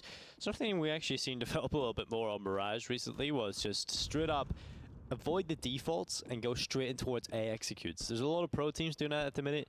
We've seen the likes of Heroic, Optic. They love to just abuse the A bomb site with smoke executes until it just doesn't work, and then they slightly adapt it. But Pensioners seem to want to go and try and take that more orthodox approach of taking mid control, and it is Deos who's taking the kill onto Shinny. So the man advantage is available for the CT side, thanks to the AWP, and that's a weapon that can definitely find you success, especially from the CT side. Once Pensioners get over towards that other side, and sure Luzza will want to get it into his hands, but there's another attempt for Deos towards the top of Corn. Missed that shot, the flash will have to go in instead. This time Pensioners focusing much more on A with the players in towards ramp. Weber gets one entry through, but Deos has a clear line of sight with the AWP. Again, missing the shot there. Deos struggling to connect with this sniper, and Pensioners up to a man advantage. Slowly but surely racking up the kills on the A play. The bomb is going to be planted safely, and sadly for Deos and Daddies, they're not really in position to get any quick kills here. Ooh. Well, August creeping closer. Scope is in, spots the head and trying to rattle it off, and eventually Daddies will pick it up. The rest of the side starting to make their way in as well. Molotov burning towards Sandwich, looking back up towards the Palace position. It's Weber with one. Dale steps in, that's all on Weber. 4 HP, down to tap the ball, and what a nice reaction. Back up towards Palace, and it's Wind and Rain 3-1. It certainly looks like their individuals are showing up, which is a scary sign for Pensioners. Yeah, Deos having a really great round at the end there. That first kill on towards Tetris was taken quite quickly. The second frag on towards Palace was incredibly quick. Only needed 1 or 2 shots to finish the job. However, here comes the AWP for Luzza. He's yet to get a kill on the board. That needs to change in this round. Pensioners have invested heavily in towards that sniper. Jacob can't even afford a primary weapon. He's had to go for the P250. Luzza's AWP not in position to get the opening just yet, but that's because Pensioners are taking a slow start to round 5. Ooh. Well, all right. Daddy's taking quite a bit of damage on board, and he will be dropped to 34. Good chance for Pensioners to try and take the advantage, but Lautis went on a bit of a push the ramp. He'll look to try and solidify control. That smoke's not exactly where he wanted it to go. It looked like he wanted to bounce off the stairs to go towards the lower part, but fortunately enough, there's no one really there, so eventually the Pensioners are going to start to walk through connector where Ents is currently waiting. The FAMAS will take that kill. Lauti playing on the edge of the smoke. Prestis is exactly what he was looking to throw. The one way lines up to, and that is well played. The smoke definitely working out for him there, so 2v4. And Luzza's AWP unable to really have any impact early into this round. Doesn't get the chance to fight, and he gets left in the 1v4. Missing the shot up close means that it is going to be Lauti closing out the round with a triple kill. Nice work from him in towards A ramp. You could see that Pensioners just were not ready for that position either. The player dropping down from above gives away his positioning with the shadow, makes it really easy for Lauti to get the opening kill on the man in mid-air. And a nade stack is in play for Pensioners towards mid. They will try to put all of these nades into window. Deos has got to be careful here. These nades could touch down towards him, and the AWP is gone. Well, there we go. Good chance here for Pensioners to do some damage further with Simmel Shine up towards short. He'll take the kill on the JCam. Luzza under a little bit of pressure with the AWP, and there's the kill. He won't pick it up, looks back up towards ladder room, missed shot. Needs to stay alive, but Immel Shine will take him away, and another one from Immel Shine. Certainly showing up here as Cryptix will take one shot, but Immel Shine, one around from him. The ace comes through. Incredible, incredible showing here. Right place, right time for Emil Shine. Picks up the ace on towards the mid hold. Luzza there couldn't really get enough done with the AWP. Once he got it into his hands, he got the one frag, but then Emil Shine was in position with a really quick triple kill. And Wind and Rain want to compete for the mid control. They've got themselves a couple of players pushing forward, and Luzza currently has a flash in hand. Shaney goes down, the flashbang is good. Cryptix trying to find the trade, but eventually it's brought into the 3 versus 3 after the initial exchanges.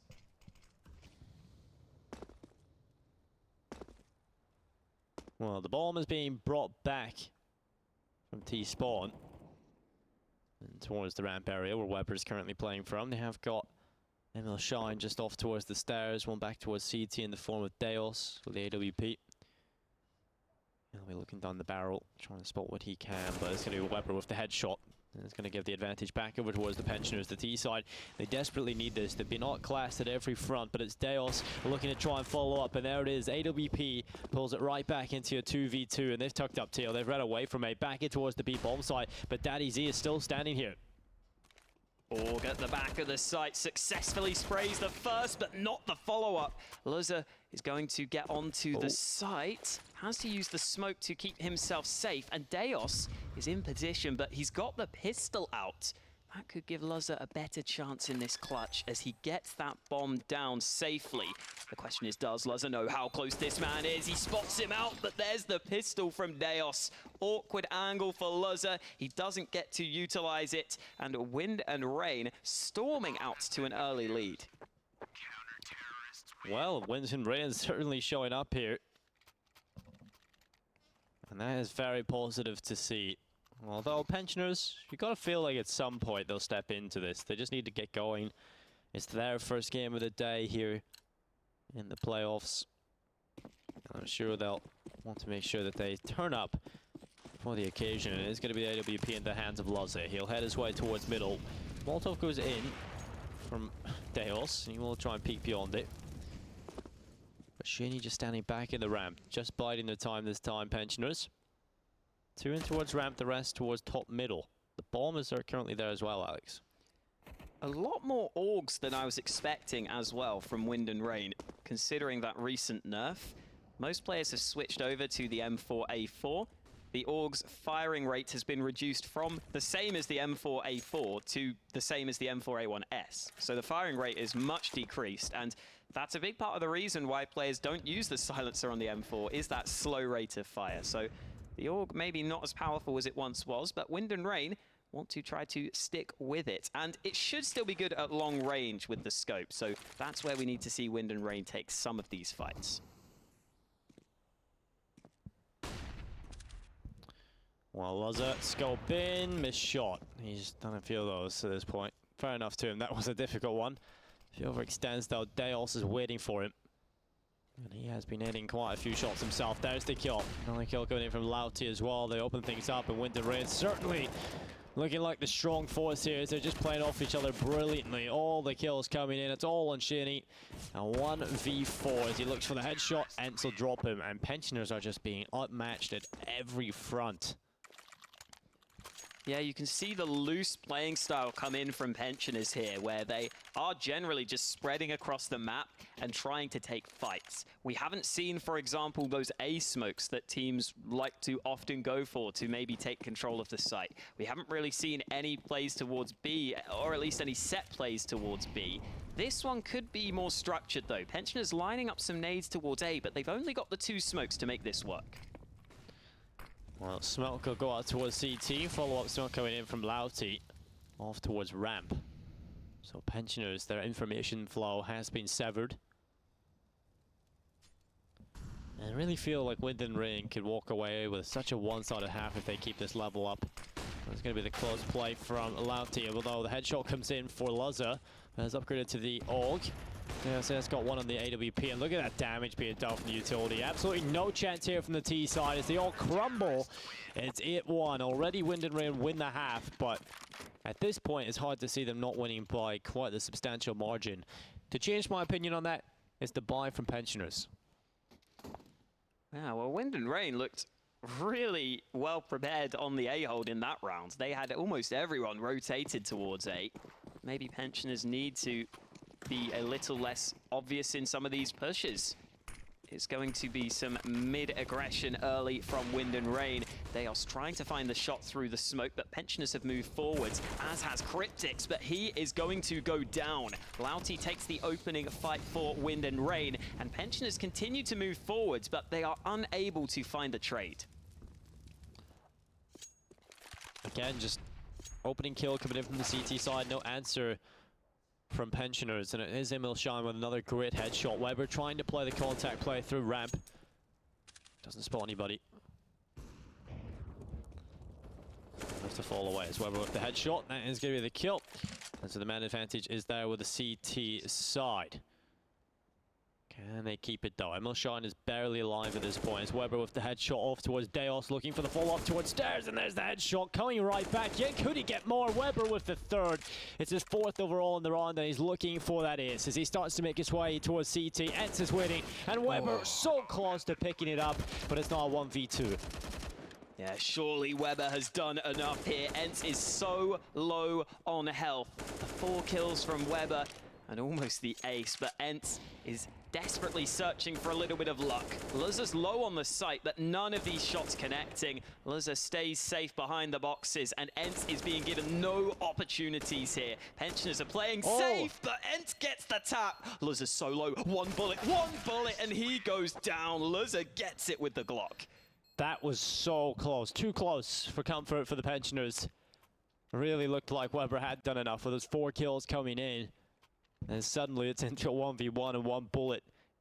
As the decisive factor, luckily enough, Pensioners will pick up the round win, and it's one that they desperately need. It's not exactly a sustainable playstyle though, having one guy get 4 kills in a round. You have to try and work off of this. This is the start that may just give them a few more rounds on the T side. Very fast pace towards middle here, Alex, and it will be Deos picking off the first player. Yeah, Deos' AWP has consistently been hanging around mid, oftentimes getting the opening for his team. That's a prime example of that in this round as he sits in towards Connector. At least Pensioners have been able to move forwards though, and Lauti might be in trouble, but he wins the fight. Flashbang in hand means he will go down at the hands of Weber, and Shaney is going to creep his way forwards. Dodges the flash, continues to sneak his way into position, but Deos is one step ahead of his opponent, and the bomb is about to be caught. Oh, it's not. Emil Shine not here in time, but Weber has got to get these kills, and that is not going to happen. Jacob is in trouble. Oh yeah, so many different angles. Getting flanked is about to be a Jacob sandwich. Well, he's actually gone to a sandwich. He's still alive at this point. Knife? He's going to come in behind. Oh, this would be the biggest BM ever. There's the knife kill. Emil Shine just walks right in behind him. And it'll be Jacob getting shanked up. 9-2. What a way to follow up on a round win by getting knifed to end the round. Yeah, this has not been the start that Pensioners are looking for whatsoever. Pretty ballsy from Emil Shine, though, into the playoffs to whip out the knife. I don't think they were ever going to lose the round, so it's not, you know, it's not as bad. I mean, the performance that they're having right now is just so much better than Pensioners. They probably feel that confident they can do that, right? Everything they're doing is working. The only time they actually lost the round there was just because of an incredible play from Weber. And even that, it nearly wasn't enough, right? So Wind and Rain certainly looking like the better squad at the minute. And Pensioners a little bit quiet. And the scary part as well, the second round will be Dust 2, and if Wind and Rain have an individual performance like this, that might be a real possibility. Yeah, Pensioners do rely pretty heavily on the individuals in general, and now that their individuals aren't showing up on Mirage, on maps that you kind of need to see those players step up, Pensioners have been given the freedom to make plays, but they haven't really been too successful, and Daddies is ready to flank, pushed all the way out through B. Again, Pensioners have really rarely hit that B bomb site. Finding a couple of kills, though. It's actually into the 2v2, so maybe this round is doable. Oh, Daddy's behind them. And he'll take him away. So, Weber, last player standing, 1v2. He really stepped up for his team earlier. He really did. And there's the headshot. 1v1 up against Deos. He'll move in towards the B bomb site here, and he's going to get it planted as well. Deos having to come in from the other avenue. It's back towards middle. He's got the AK-47. Certainly the weapon you want to work with here, Weber, in the close angle, especially with Deos running right into him. He might just find his clutch, and he sprays away. There it is.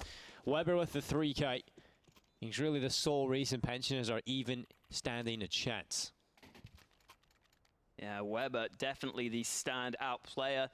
Honestly, on both teams, he's actually top fragging right now on the entire server, which is really impressive considering the circumstances.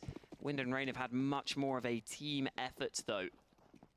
Again, Jacob isn't really a player you expect to frag too well. He's kind of put in some of those difficult positions, but the fact that players like Luzzer and Shaney and Cryptics have not really been able to get too many kills on the board is a problem. But here comes an A execute. The first time we've seen this from Pensioners in a gun round. Well, 3 smokes deployed. This is exactly what you want to see. A little bit more structure. It's not very difficult either. It's just very simple, an A execute, and it can be so potent. But the problem is 3 players standing here, and that's going to be Emil Shine with the first. Shinny steps in. The USP still available, and there's Deos from below the wood. It's still even. A 3v3, a stalemate at this point. But still, Wind and Rain only with 2 USPs. They've got a CZ, but Daddy's on a flank again. It just feels so outrageous to say that. Oh, he's got one as well. This should be a kill, surely. Yeah, and an AWP. Take the kill. Don't go for the knife. No, there we go. no. Not again. There we go. Another knife kill. AWP in his hands, and it's another kill from Loudy. It's falling apart for Pensioners. All they were up against was pistols. And this is absolutely ridiculous. Molotov goes towards Palace. Jacob trying to pull off the clutch. They're just toying with him, hiding, biding their time as Jacob is forced into the open. He crosses towards the site, makes the right call, but Daddy Z is there with a headshot. 10-3, double figures for Wind and Rain, and Pensioners cannot get a string of rounds together. Oh, that was the chance for Pensioners to get a few rounds together on their T side, and it's taken away from them. They could have been on for 5 or 6 rounds at the half, but now, as we head into the last 2 rounds here, it's not going to be easy for them. Again, against the low buy as well. To lose like that is never a good feeling. Feels as though as well that Wind and Rain have really had full control of the B side of the map. Pensioners very rarely fighting over towards B, and you can already see on the minimap, Louty has pushed through the B side of things, so Wind and Rain can fully stack towards A, and the bomb is in T spawn. Oh no. Oh wow. This is certainly not the way the Pensioners want this one to go, but that's a good start. Cryptics will try and recover a headshot coming in. He looks for a follow-up, and Deos has made the right call not to overextend, not to re-peek and give away his life. But oh, Shaney, that's a missed opportunity. Emil Shine wasn't exactly fully around the corner, and a kill has come in from Loudy, so it's back into an equilibrium. But as soon as I say that, Cryptics finally gets his reward towards top call, but Emil Shine is there again, and Loudy's just defending the bomb. They have to come towards him, and there's so many angles to check, but he might just be able to do it. There's the headshot, looking for the follow-up, and this is disgusting from Loudy. 3 kills collected, and Cryptics is into a 1v3. Oh, Pensioners are probably wondering what the hell is happening right now. How on earth did they allow Louty to get into T-spawn? More importantly, how does Louty land those shots with the AK? Yeah, beautifully done. It was so clean, it was disgusting. So clean, it was disgusting. Yeah. Nice. Can something be so... You know, I'm not going to question it, Dinko. I just trust you. I trust your brain on this one. Pensioners having to force buy into the last round of the half. I maybe wouldn't recommend fighting the AWP of Deos towards mid with the MAC-10, but they've got away with it thanks to a couple of early nades, allowing them to move forwards.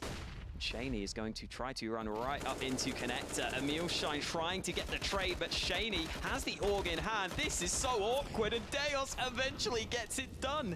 This is just pure madness going on right now. This is looking so dire, but Pensioner is coming at them with pistols, just seeing what they can find. And Well, we'll find death in the form of Danny Z, and Emil Shine will take a headshot as well. All on Weber.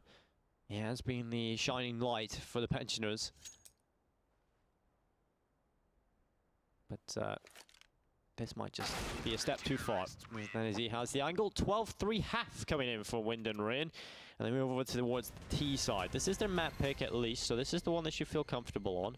But moving into the next one, if they close it here, if they close it quickly, I'm going to have to expect the same. It's honestly looking like such a different level from Wind and Rain.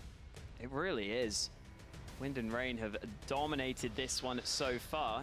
And well, you seem to agree. Over on Twitter, the 64% believe that Wind and Rain are the roster to take the win here. 36% for pensioners. If you want to have your say, make sure you interact on social media at Twitter. Go to @ESL UK. There's lots of polls to interact with, so make sure you get over there. And here we are, Alex. The second half. 12-3. Wind and Rain want the pistol to close it, whereas pensioners want the pistol to have a slight chance of pulling it back.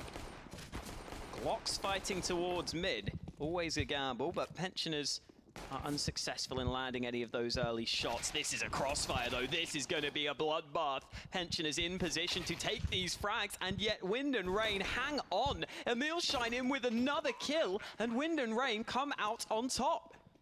Even when it's looking dire for Wind and Rain, they still make it happen. Another kill coming in from Lauti. It's all on Weber, and well, he's got a headshot. He might just have to get a little bit more than that, though. No kit available. He's got to go very quickly. A couple of kills are needed, both in that position. He surely will not expect the second player to be there. There's a headshot. He thinks that's clear enough. There's no way he thinks there's a player there. But if he reacts quick enough, he might just take the headshot as he's got a peek, and oh, well, there's no time in reacting for that. That is just instant death from Deos. 13-3. Wind and Rain 3 rounds away from taking us to that second map and having a very, very convincing win here in their first map of the second best of 3 today. And the thing is, in the playoffs so far, it's been pretty one-sided, Alex. Yeah, I wonder if that's because these teams have stepped up, or if it's the opponents underperforming. That's something we'll have to look out for once we get to those LAN finals. Maybe some of these teams in the middle of the pack are stepping it up. Low buy for pensioners. Shaney on the site itself is going to be sprayed down. Another kill for Daddy Z, and this round looks like it's over. Well, a lot of problems can arise if you win the pistol but you can't win the follow-up. That's when another team can start to spring back into it. But the fact that Wind and Rain win the pistol and then win the following like this, without losing a single player, it's certainly looking good for their chances here. This will be the gauntlet being thrown down for pensioners, but I feel like they'll have shaky hands and they're quite nervous about this one because, yes, we talked about the impact of Loza potentially being on that CT side, but he's got a glass cannon and they're down 14-3. So, yeah, this is going to have to be one of the best performances we've ever seen on the pensioners to make this happen. Oh yeah, it's now or never for them on Mirage, that's for sure.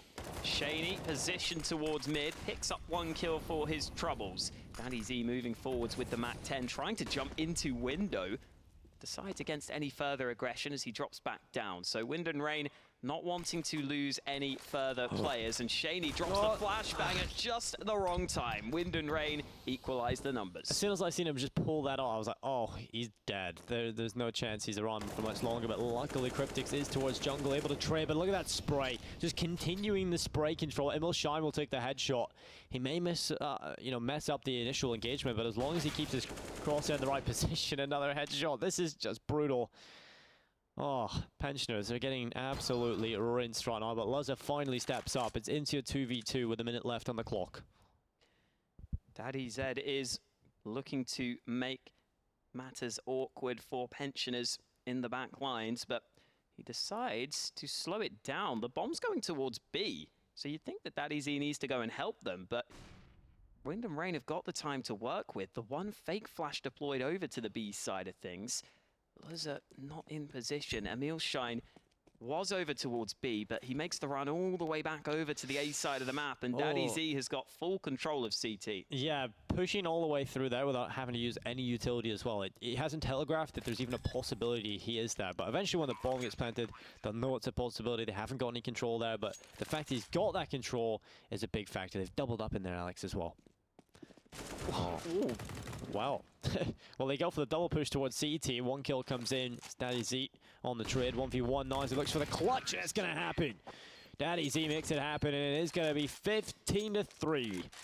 Map point for Wind and Rain here on their map pick of Mirage. Should we be calling him Daddy Z because we're English? Yeah, but for some reason, I'm not English. Second thing is, forgot about that. Daddy Z doesn't have the same ring to it, does it? No, doesn't. We should just call him Daddy Cool. Daddy Cool, that could work. Daddy Cool. Nice opening from Deos. This one feels like it's over, especially with Deos landing shots like that. Oh man, they are just getting put down. I mean, there's not much you can do in fights like these. Wind and Rain coming out on top in all of the opening duels in this one. Louty, I thought for a second, might get the man through the smoke. Doesn't happen for him, but the gun is too far away. The spam comes through, and there we go. Wind and Rain with a really impressive first map. Well, they brought the thunderstorm, that's for sure, Wind and Rain, and that was absolutely incredible. A 16-3 win on their map pick.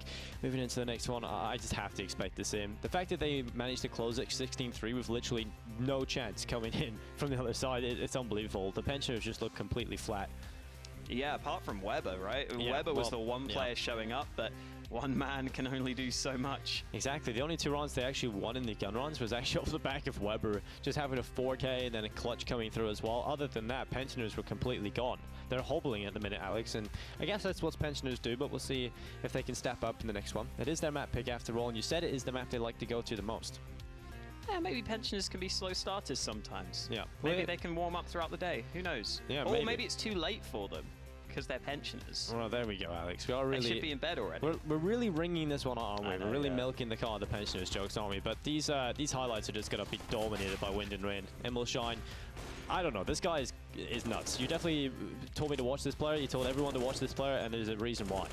Yeah, he got some insane kills, but as I was saying, in the wins for Wind and Rain, it's the rest of the players stepping up, because it feels like Emil Shine is always a safe pair of hands. You can always rely on him, whereas we had the other players. Deos got so many kills towards mid with the AWP. We saw Louty get so many huge rounds as well. It was the whole team showing up, and that's when Wind and Rain can really come through with wins. Indeed, and Wind and Rain, you know, we kind of talked about them being unknown quantities to quite a few people, and they definitely made a statement, didn't they? Knife kills coming in. I believe there's 2 of them in this series, this first map already, and there they are. Absolutely incredible stuff coming in, and some crazy plays as well. Louty found himself in T-spawn. Not something you see too often. Again, though, I think pensioners, again, kind of struggled with map control towards B. That was a consistent theme. Yeah, well, we are going to go to a short break. Return after this with us, because we're going to conclude maybe this series.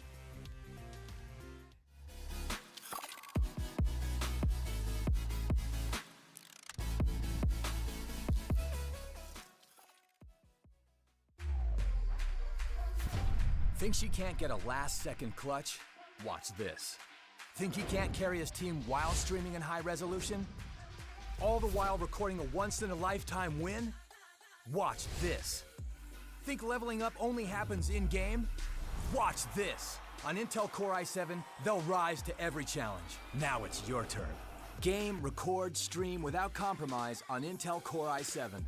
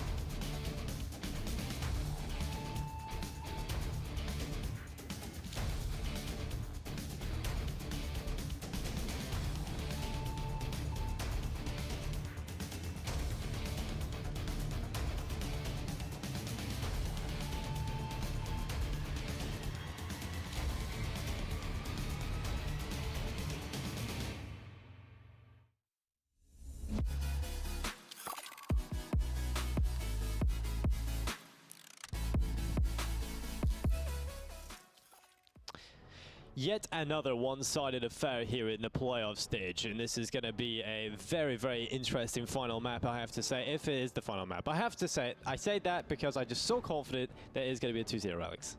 Okay, what? It's Wind and Rain again, like with a big win here? I think so. I think Wind and Rain are good enough to get this done in 2. I think they've shown so much potential in that first map. The players are just on a completely other level than the Pensioners. We've seen 2 knife kills, Alex. If that's not enough to give you confidence about a team, then I don't know what is. How many knife kills on this map? 3? I'm going to go with like 1. Only the 1? I think this one's going to be just the Slacking. 1 knife kill. It's kind of like Furia, right? They're a team that love the knife kills. They come through quite a bit. But here on this server, we'll have Dust 2 coming up next, and that is, of course, the pick of the Pensioners. Should we expect a better performance out of the Pensioners? You'd hope so. I mean, it's not hard to improve on it, right? Yeah. So if they get more than 3, that's an improvement. The other thing, I guess, with Dust 2 is that this is the map they beat Vexed on, 16-10 earlier in the season, which is definitely a good result. That was also with Luzza having a really, really impressive performance on the AWP.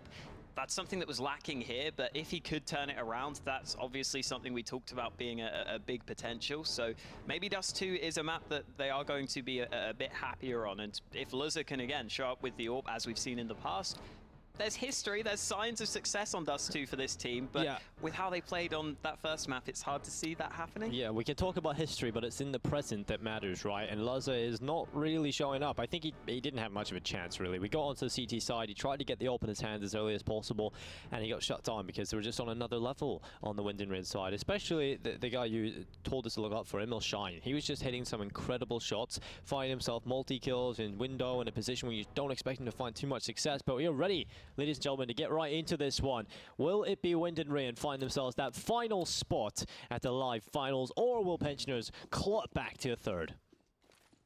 Let's find out. The P250 of Jacob is not too happy to fight down mid. He is dinked down to 13 health before the round has really even begun. Pensioners moving in towards lower tunnels, but over on the other side of the map, Wind and Rain have pushed all the way through A long. Louty dealt with, though. Weber stops that from happening, but Pensioners seem set on splitting this B site, and that could be a problem. Well, back into the 4v4, Cryptic goes towards the window. He wants to get in and find some action, but it's a headshot from Danny Z, who will take him away. And it'll be the man advantage on the CT side. And, well, Wind and Rain, they've turned these types of runs around already. We've seen when they've been in 2v4s, they've been able to make it happen. And Emil Shine will take another headshot. Shinny doing his best to try and pull it back for his side, but it's not enough just yet. Perhaps maybe this kill will be as Shinny lines them up. It's all on Jacob, and he will be dropped. Good recovery from Wind and Rain, and they will find the pistol. Pensioners, I was expecting them to maybe be splitting the B site there. All going in through mid felt like a big, big risk. And you saw that Wind and Rain actually pushed in towards the tunnels themselves to use that as cover to be able to get away, which gave them a good opportunity to hold that one down. Well, they've brought a lot of SMGs into this one, Alex. MP9s across 3 players. There's a FAMAS and Daddy Z. M4A4 on Louty. It's the only rifle here. Couple of scouts. Worth talking about, of course. Yeah. Couple of scouts. Well, you know, the FAMAS isn't bad. I prefer the FAMAS to the Galil. Really? Personally, yeah. It's got a normal spray pattern at least. Yeah, I don't know. I think it's up in the air. I think the FAMAS is kind of, it's average. I'd say the Galil is probably my preferred weapon, just because it's good at tapping at long range. I've just never learned the spray for the Galil. That's why I hate it. I think it's just kind of like you shake your hand loads and it's fine. Oh, okay. It just works, right? Is this why we make a pensioners jokes? Because like pensioners have shaky hands. Well, or perhaps something? they should stick to the Galils, yeah. Maybe. You really love those jokes, Terrible. don't you, Alex? But anyway, we'll get right back into the action. It's 1 minute and 5 seconds left on the clock. Currently, the advantage still siding with Wind and Rain. Deos is barely alive, though. 2 HP. He is still alive and kicking, though. Could do some more damage. The man advantage there for Wind and Rain, and Emil Shine is ready to hold this one down. The flash unsuccessful, but Emil Shine is unsuccessful in the spray down. That should have been 1 frag at least. Instead, Wind and Rain look like they're in trouble on this A side of the map. Louty locking this one down with the M4, but he will fall, and Pensioners are coming through on towards A. Jacob with 2 entries, and all of a sudden, it's Pensioners with the man advantage. Yeah, well, bomb planted as well. This is looking pretty good for them. Daddy Z-Doll flanking. Luzza holding the cross. Knows this is a possibility. With him in the pit, it pretty much increases their chances by a significant margin, but the boost comes in. There's a kill on towards the site. Still, you have to remember, Luzza is towards long. Jumping kill is possible. On to Cryptix, who's on 14 HP, and there it is. It's the MP9 headshot coming in. It's all on Luzza. He's the one that has to make this happen. He looks for the pick, but he's taking a lot of damage on board. Pressure building. A headshot comes in from Daddy's, and what a clutch. What a retake from Wind and Rain. Oh, it looked like Luzza was in such a strong spot to stop that one, but he ends up just kind of being caught in the open. He couldn't land the shot. He couldn't spot the man on the defuse. Ends up losing in the round, and Wind and Rain come through with their second round win, but they are going to be tested by the bye. It seems as though the chances of Petchers, even when they're good, seem to flounder, but Wind and Rain, what a retake that was. Let's see if they get off to a good start here. What near damage that is. Oh no, Luzza just gets stuck. The grenades follow up. At least one kill comes back through from Cryptix onto Immel Shine. Headshot from Shinny, and this is looking better for Pensioners.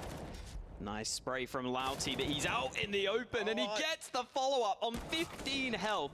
Finally, Weber puts him down, and the bomb can be recovered in the 2v2, but Deos doesn't want to keep the numbers even much longer. The AWP gives his team the lead, and it's Weber, that man again, who has to try to clutch.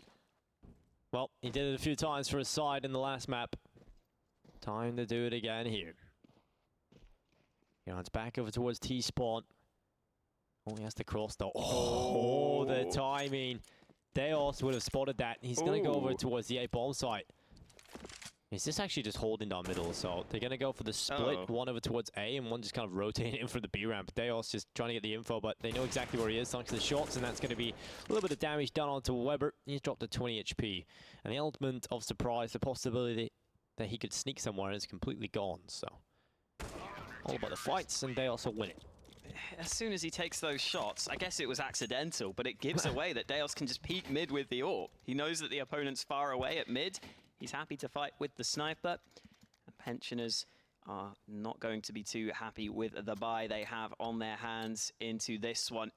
Another strong start for Wind and Rain, and after that previous map for Pensioners, what point do you start to think, well, this is going just as badly as the first map? It's hard to get out of that mindset after losing so badly on that first one. They really need something to happen for them here. Oh, a little bit of damage done on the Deos, and I will tend to agree with your point there as well, because you know, Pensioners not off to a great start, but it certainly looks better than Mirage technically. They've got close in quite a few runs, and it's certainly been a close game, but Wind and Rain have just won the battles in the first three. On the Pensioners, it's hard to get out of that mentality of we're just getting beat down everything we try. Nothing's going our way.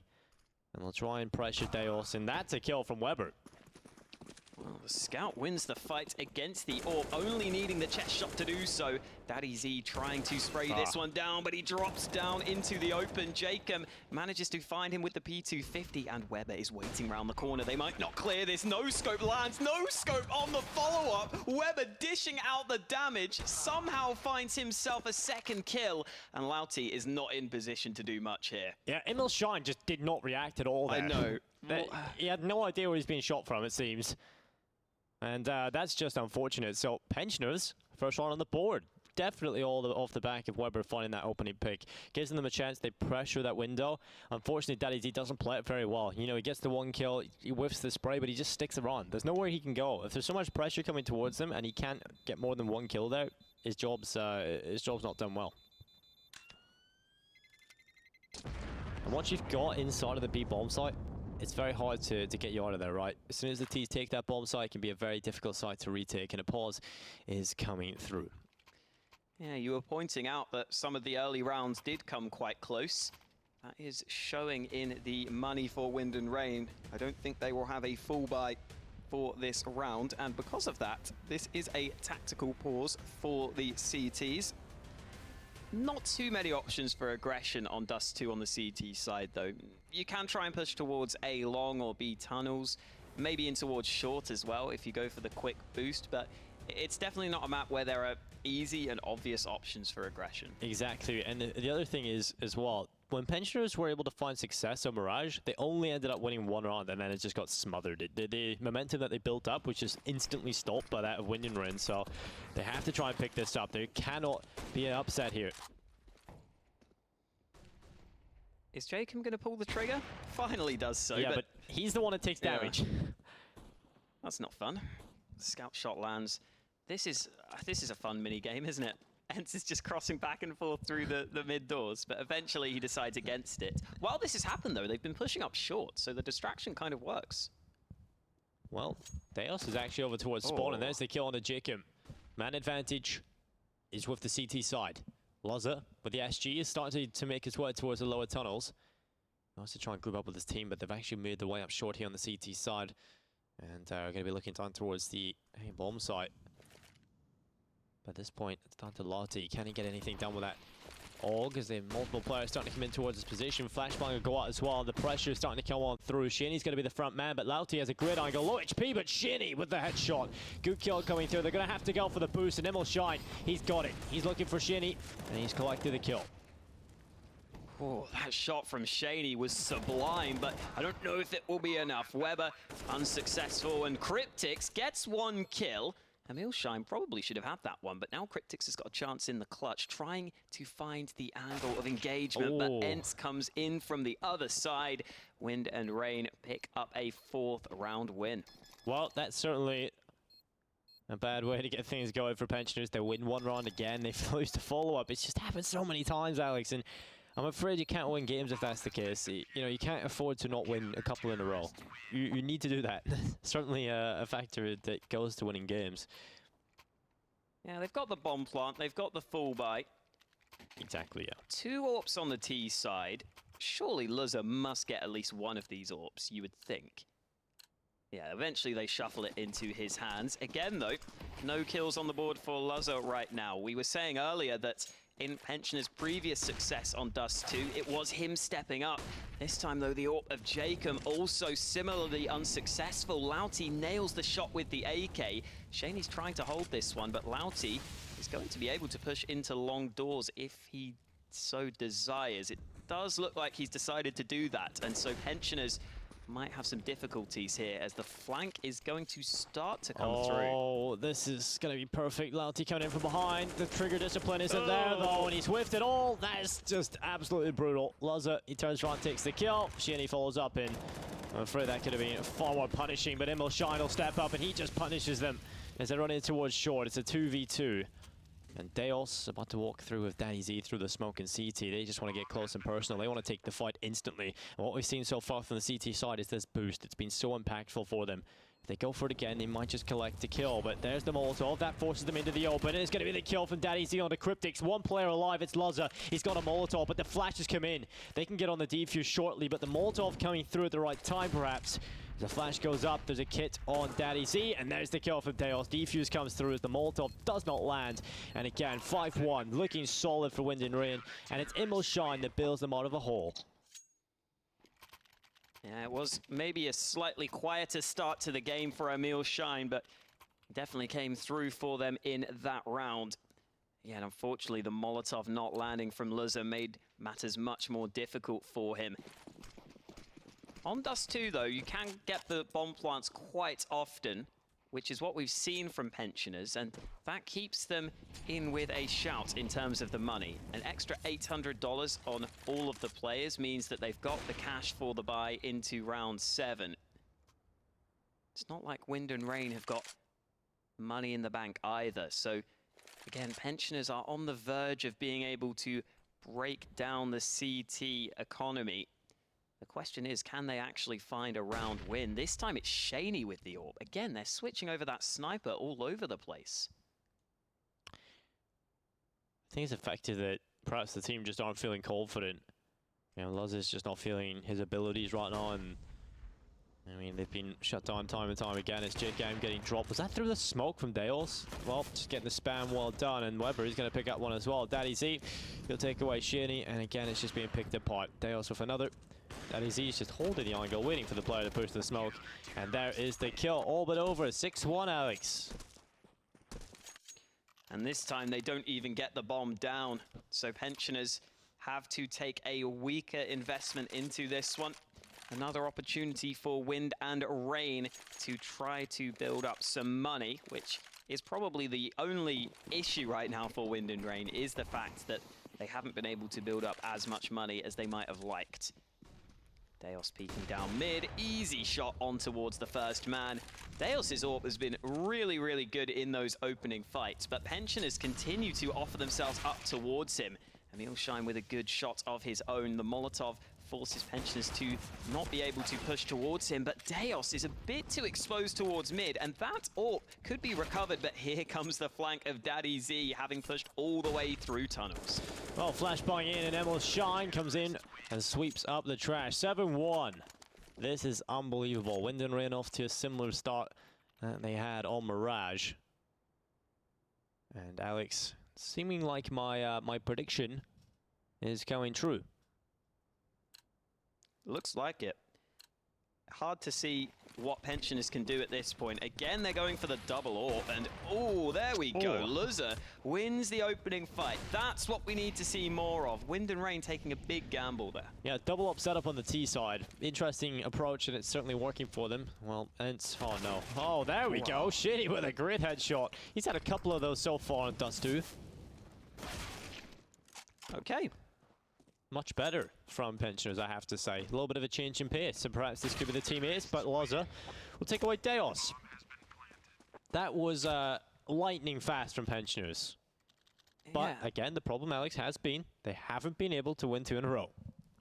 Yeah, we're seeing flashes of the potential of this team. I mean, that round win was very dominant, and also the shots that they landed were so quick. Really quick on the trigger on those frags. I think the peek down mid of the CT AWP was probably ill-advised, but again, rushing down towards this position, Weber going in early. Deos is going to hear those steps, and he decides not to stick around, trying to find the angle, but unable to do so. Pensioners decide to slow things down slightly, although we could see some engagements. Now that smoke has gone down, though, I think both teams will play safe.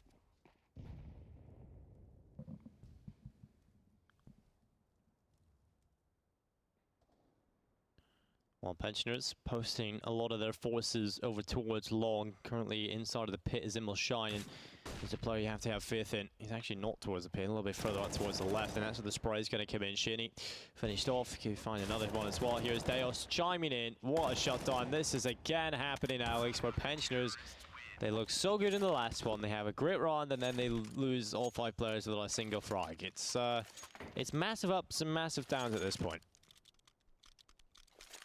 And for Wind and Rain, on the first map, they had a real team effort with a lot of players showing up. In this one, emeilshine again is always the consistent man on the team, but then Deos has also been really good on the AWP. He's had a couple of, I would say, easier fights down mid that he's been happy to take, but he's been landing those shots consistently. Pensioners trying to rush up short, try to switch things up in this round, but that is not happening. emeilshine gets them down with the AK. Luzza looking to win a 1v3. The nade will not be a nice friend for him, down to 39 health. Well, he's got the first end of the clutch. Can he find these last 3 remaining players? LVP posted towards short, realizes he's wasted a little bit too much time and tries to run back over towards the bomb site. And he is dropped very quickly after. So 9-2, Wind and Rain in control. Pensioners, the money's, it's not great, I have to say. There are some players with a little bit of cash, others with not so much. So they're going to go for a very sporadic buy. The utility level, it's going to be low coming in here. They've got 5 flashbangs to work with, 1 smoke, and an HE grenade to their name. So certainly lacking on the utility, but they got the double up setup, and that's what was working. But it's the kill from Deos to take away Cryptics. So it has to come in huge here. Oh my goodness. This is Wind and Rain are just playing so well as a unit. They have boosts coming in, they have great aggression. It's just looking so good on their CT side. Yeah, the AWP of Cryptics was trying to fight towards A long there. We've seen quite a few of the different Pensioners players pick up the AWP unsuccessfully for the most part. Cloud T, oh, there's the spray down through the door, eventually getting it done. Shaney and Luzza's AWPs left alive. They need to just get some 1v1 fights, but it doesn't seem too likely to be happening. Shaney snipes down the first man. 4 more players against him, and again, Wind and Rain are just looking too hot for Pensioners to handle right now, and it's another round where Pensioners cannot afford the full buy. seems like that's the case pretty much every time, right? When they get a buy-in, it doesn't have every piece of the puzzle. There's nothing available, and the utility, again, is not great. But they have got flash buyings. They've got a couple of upgraded pistols. Perhaps it's a chance to be potent in this one. But Wind and Rain, it should be more the same. Rinse and repeat. Drop them like flies and get it done. Well, Pensioners have looked for this mid-aggression quite often. It's the Orb of Louty here to deny them, though. The further peek is not going to work because there were two separate players on different angles. But again, Wind and Rain are just everywhere, all over them. There's the flank coming through. Weber will fall at the hands of Ents, and Pensioners just kind of lose all map control and just get collapsed in on. Decent damage done there from Pensioners, though. Getting the 3 kills, not too bad. And keeps them at least modest. You can see the CT side, even after winning so many in a row, that the money's not amazing on a couple of the players. But at this point in the late stages of the half, it doesn't exactly matter too much, as Pensioners are going to have the double op setup still available. They've finally got the buy coming in. The utility level is good. They've got everything they could possibly want. And they start to run in towards B. Could this be the high octane play that works out for them? Or is it going to be a brick wall yet again? Deos with 2 kills. Weber and Shaney finished off. And Pensioners have been forced away from the B bomb site. Oh dear, Deos dealing with the B rush, proving that the B site is not a problem either. And how is Ents here? Oh no, this happens too many times. Oh, No, oh god. Cryptix is there for the trade, but it just feels as though Pensioners are not really putting up a fight at this point. Cryptix finds a follow-up. Maybe there is something going here. Jacob's AWP is trying to go for it, but Emil Shine's got the perfect timing. this is absolutely beautiful from Emil Shine. The timing is just so strong. He can actually take away both of them if he gets there in time. But there's the kill onto his teammate. He knows they're both coming through after the information was given to him. And Louty is going to hold the cross. There's the pick on JCam. And surely it's over for Cryptix. And in fact, it is 12-2. Unbelievable stuff coming in here. Wind and Rain. They might just have a 13-2 half on their hands. Yeah, both Emil Shine and Deos really impressing on the Wind and Rain side of things. Kind of surprised that Deos doesn't get the AWP here for the last round of the half. Ents decides to take it instead. Daddy's going to cross towards B. Deos with the early aggression. Jacob falling. We've seen this too many times. The opening trades going the way of Wind and Rain, and Deos gets a little bit hungry. Probably didn't need to make that play, but when you're 12-2 up, you want those kills. You do indeed. But to close a game in a convincing fashion, you have to keep that consistent level up, and Daddy does a spot that had, oh, Shinny. Oh, no, Louty. Oh, yeah, this is strange. It seems that Wind and Rain have just lost all that composure, but okay. Headshot right through the smoke from Emil Shine. Good lineup. Obviously knows the headshot angle. Emil Shine's going to rotate back over towards mid as well. He's going to hold for Shaney. Damage can be done right through the wall, and there it is. Drop comes in. He's looking for a little bit more towards top mid. And can this man do it alone? Can he pull it back and break the Pensioners in half? Ooh, doesn't spot the man jumping up on towards Xbox. Pensioners can isolate this player on the A site, but it is Ents with the AWP here to hold. He was looking down the barrel, and he's back holding the angle again. Skip you the pick. Surely he gets one. There it is. Does he know the second's there? Indeed, he does. So he's going to take the passive approach. Flash goes over the top, waiting on his teammate to arrive and just playing the time, wasting it as he runs back towards Rap. That was Luz's chance. With 28 seconds left, oh, it's all falling apart for Pensioners. They had the initial kills. It was looking good for them. But then there was Emil Shine. Emil Shine should have heard these steps as well. He's going to be ready on the B site. Luzza had to run over, but the player is at the door. Smoke is good. Luzza. Oh, wow. What? Okay. All right, then. He just jumps in front of the door, and that's the end of Luzza. So 13-2 at the half. Wind and Rain, what a dominant performance yet again. This time on the map pick of Pensioners. What do we say at this point? I just, it's absolutely ridiculous. We've had so many one-sided affairs today. We had a 16-0, and look at this. So people obviously siding with my opinion that Wind and Rain should have won this one, and indeed 72% of the community voted that, 28% for Pensioners. And if you want to have your say, make sure you vote on Twitter at ESL UK. And it's currently looking like the voice of the people is correct, Alex, because Wind and Rain are 3 rounds away from making the LAN finals here at the Prem. What's the closest map we've had today? 16-7? might be a 16-6. On the first map, yeah, we have not had a single close map. It would be nice for Pensioners to make this one close. Let's see if they can win the pistol. Not looking good at the start of it. Shaney gives away his life. Lauti is traded out. Cryptics with a couple of kills in from those barrels. Pensioners up with the man advantage, but the B site is wide open. Well, they're so good on their mid-round calls here, Wind and Rain. When something goes bad towards long, they just rotate straight away. They don't hang around and try and recover. And because of that, they're right back towards B. And a nice kill from Daddy. That's going to put him right back into a 3v3. Still completely outrageous to say his name, though. Yeah. I feel like Daddy's is better than just Daddy. Yeah. Well, Yeah. obviously. It's going to be Dales crossing over as well. Ents close towards the door. It's Luzza holding off the cross, not landing a single shot though. Because of that, it's falling apart. Cryptics hits the deck. Luzza finally gets one, but Trader right back in. And then what a recovery from Wind and Rain. It's all on JCam. Are they going to go right back to A again? Surely JCam spots this. He does, but they know exactly where he is, so it just increases the difficulty to nightmare mode. Ooh, and there it is. Kill comes through. They don't even need the bomb plant. Wind and Rain 14-2 in the lead. And at this point, I guess if you're Pensioners, you go for the force spy. You're just so far behind. You've got to do it. They've got lots of scouts. Look at this performance for Deos and Emil Shine. 22 kills and 9 on Emil Shine, 20 and 9 on Deos. Closest is 12 on Daddy. So things are certainly looking excellent for Wind and Rain, and that's initial damage done onto both Daddy Z and JCam. So equal damage done. At this point, Wind and Rain want to take a long control. No one's really going to challenge them there just yet. So it's more when they get towards the side. The rotation coming in here from Pensioners. Only one smoke. They can't smoke off the entirety of the cross. Good shot from Shaney. Looking to find the follow-up, and he actually does so. Shaney is running forwards. I think he's teleporting forwards almost, spamming away with the dig, but finally he falls into a 3v3. Very lucky on that last shot. It fired off wildly in onto the head. Emil Shine, he's still alive and he's looking to recover this. Headshot could come in towards the box player here. It's Cryptics just hiding, biding his time, but Emil Shine, a whiff spray for once. And that will be the kill from Cryptics on the MP9.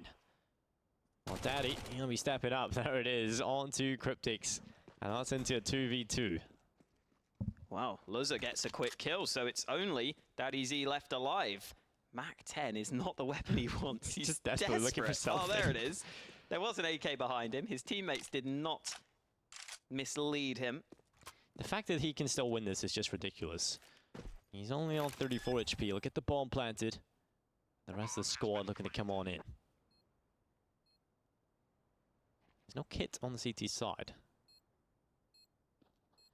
Here's the footsteps. Spots one jump. He's just trying to limit the positions. Bomb's planted for him, but they know exactly where he is, so the pressure is starting to build. He's just trying to stay alive, trying to buy himself time, but it's finally going to be a run for the Pensioners. The defuse coming through, and that'll be 14-3. Not something to smile about just yet, but something in the right direction. AK picked up by Luzza. Weber has one of his own hits, so they save 2 AKs over to the next round. Like you were saying, something for Pensioners, but it's not looking too great for them in the grand scheme of things. Wind and Rain, 4 scouts. I don't know what you can do with 4 scouts. I guess the only option here is land headshots. Maybe get some tags on the mid-cross, and a couple of shots land. I think maybe only the one shot, actually, because Shaney is on 61 health, looking fairly okay on the cross towards B. And I don't know how you take a site with these scouts. I don't know how you push up close and personal. They're really going to have to rely on Pensioners peeking in towards them, which could happen towards mid. Even more damage being done. Well, this could be the first time we see Pensioners put 2 together so far, and thus 2. Shinny has picked up the kill onto Ents. I'm not going to say that it's a write-off at this moment in time, because Wind and Rain still have 4 players alive, all with scouts. Interesting approach into this one. All of them very capable with the weapon. Minute left. Daddy Z takes some damage on board. A couple of shots being ringed off by Cryptics as the rest of the cavalry approach. And what a shot from Deos. That just completely opens up the A-bomb site. They might just get the plant in here for some extra dollar. Some dollar. Yep. Okay. Yeah, Mealshine. Oh, there we go. Eventually gets the kill with the Desert Eagle, and Lauti finds another. What is happening? The scouts are just doing it all. Headshot after headshot for Wind and Rain. I've never seen a 4 scout buy work before. That's crazy. There's a curse on the pensioners. They can't win 2 in a row, Alex. It's just never going to happen for them. And I really don't understand how this is even a thing. They literally have not been in this whatsoever. A run like that, you're going up against 4 scouts and you still end up losing. It's dreadful. Well, Shuni is going to take so much damage again. They're just standing there waiting for this to come through. As Shine will pick up the opening kill onto Laza. This could be the end as it's all but over. Cryptic's left alone, and it's going to be a 16-3 here for Wind and Rain. As long as Cryptic's will hit the deck as well, and he's got to pull off a 1v5, Alex. And it's not going to happen. It is Wind and Rain taking it over the line. They are the last team that will make it through to the LAN finals in very impressive fashion. And I guess both of the teams that won today did so really convincingly, which is exciting heading into those finals. Indeed. Well, we just had 2 crazy one-sided best of 3s today, right? It's like no one had a chance against the 2 teams. Vexed just toppled them, a 16-0 win on their second map as well. Here on this one, if I had to predict that this would be a one-sided affair, I would never have thought that. This is just incredible from Wind and Rain. Yeah, I mean, you look at the standings at the end of the season, and this is, you know, the 4th and the 5th team facing off against each other. You'd think they would be really, really close. You'd think it would be touch and go. Wind and Rain just showing up in a big, big way here. And I said before the game, normally in Wind and Rain's wins, they are able to have all of their players show up, and that really was showcased on the first map. You can always rely on Emil Shine. Deos is normally going to be good as well, but it really was a team effort for Wind and Rain, and seeing that come through for this team is a really promising sign for them. Yeah, we talked about the potential of their individuals and how surprising they really are, and they played like a proper team here on the CT side. It's really impressive to see, I have to say, and I'm looking forward to seeing what they can do at the LAN finals, because they certainly are a team that can pull off some great wins.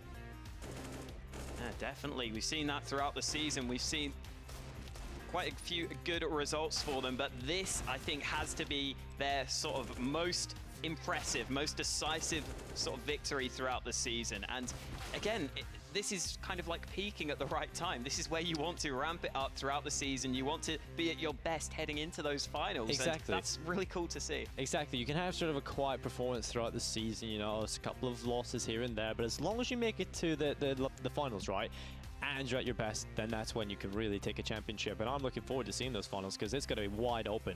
No one's looking indomitable. Perhaps fears of the favorites there, but certainly they could fall as well to any of these teams at this point. They are looking on fire. Exactly, and as well, it's in best of 3s where you have the opportunity for your opponents to pick a map, and yet you're still beating them on it. I mean, that is really impressive to be able to win them so easily. Indeed. Well, we're going to take a look at today's results just to refresh your memory. It wasn't that long ago. It's been 2 very quick games indeed, but we started with Vexed taking on Royals, a quick 2-0. A 16-0 was one of the scores. It was on Nuke, so that is just absolutely ridiculous. And obviously here in our second game, again, Pensioners, they just weren't there. Yeah, it really is as simple as that. Wind and Rain definitely showing themselves to be the team worthy of advancing here. Again, the entire team looking very, very good. It's not what we were expecting, though, in either of these games, really, for it to be so one-sided. We haven't really seen too many one-sided games throughout the season. Indeed, there's been so many close games, we have overtimes, but we are going to take a look at that bracket and see how things shape up. And indeed, it's Endpoint taking on Vexed Gaming, Fierce Esports up against Wind and Rain. You can take a look at how this happened. Again, we just had those massive blowouts coming in from Vexed Gaming and Wind and Rain to get them here. And again, like I said, it's completely open. I don't know which way this Vexed Gaming Endpoint games get a go. Fierce Esports, Wind and Rain, if they play like they did today, certainly we can see even Vexed and Wind and Rain in the final. It's not clear-cut. Definitely not clear-cut at all. I mean, we've seen Vexed beat Endpoint in the past. We obviously haven't seen anyone beat Fierce just yet, but the playoffs would be the perfect time to do it, that's for sure. Indeed. Well, I'm just looking forward to seeing those teams in action, and I hope you are as well, because they are super, super interesting. I think this is one of the best finals we've had, because every team, there's no massive favorite, and I think that's sometimes a little bit underwhelming, is when you know a team's going to come into it and they're going to be a team that just wins it. If you have 4 teams that are all pretty equally matched, you've got teams that are actually properly structured, you've got teams also who are exciting, they've got just individuals playing a loose style, you've got it all there in the finals. And of course, we have got the highlight of today. It is Weber with his 4K. Yeah, I mean, this round was one of the few that Pensioners found success in, but just goes to show that we thought the individuals would be able to show up like this throughout. I mean, Weber just managing to move forwards onto the site, kill after kill, really crisp aim on all those headshots. We saw the loose playstyle from Pensioners, where they were willing to just push across the map. They were willing to try and open things up. If he'd got the headshot on the last man, that would have been insane. But you see just all these shots landing. We expected so much more of this style of CS from Pensioners, but it was only a couple of rounds where we really got to see those individuals. Yeah, we didn't see a whole lot whatsoever from the Pensioners, and that is so disappointing to see, because especially since we talked about all the potential that they had, the likes of Lazar, we wanted him to step up. I think we've seen like 5 op kills or something coming from Lazar. Not incredible at all. And I think a big part of that was the fact that they never had an op. They never had money, and it was so unfortunate to see. Yeah, the money was a big problem for sure. Just so many force buys, so many awkward situations where they were forced back down to eco. But that money kind of comes from Wind and Rain winning those early rounds, getting off to those good starts. And especially after the first map, it felt like as soon as we got into Dust 2, once it was a slow start for Pensioners, it always felt like they were going to really struggle to get anything going. They needed someone to step up just with a big round. They needed something to go their way. But like you said, even when they won 1 round, they could never really string them together at any point. Even when it felt like maybe they would have the chance to, it just never happened. Well, Alex, we've just seen our last games of the playoffs play out, and you know what that means? It means we've got our team set for the LAN finals, and that's it here today at the Prem. And we have to thank the sponsors that make this possible. Obviously, we have got Intel, Curry's Gaming by Curry's PC World, PaySafe Card, and AOC for making this show possible. And thank you very much all for watching, because it's been an absolute blast of a day. Some great blowouts and a lot of individual skill. Join us at the venue.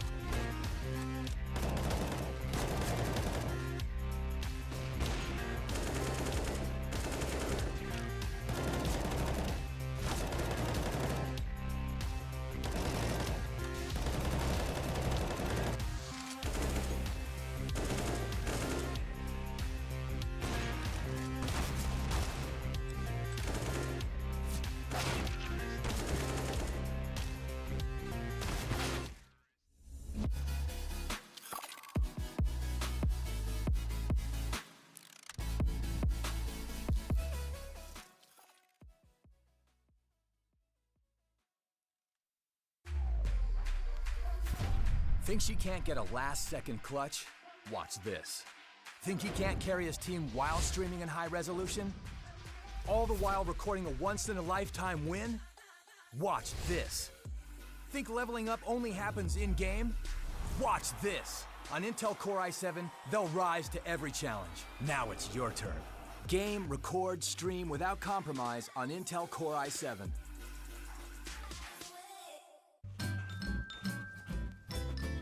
You ready? Huh? Hey, he's a good boy, huh? You ready? Huh?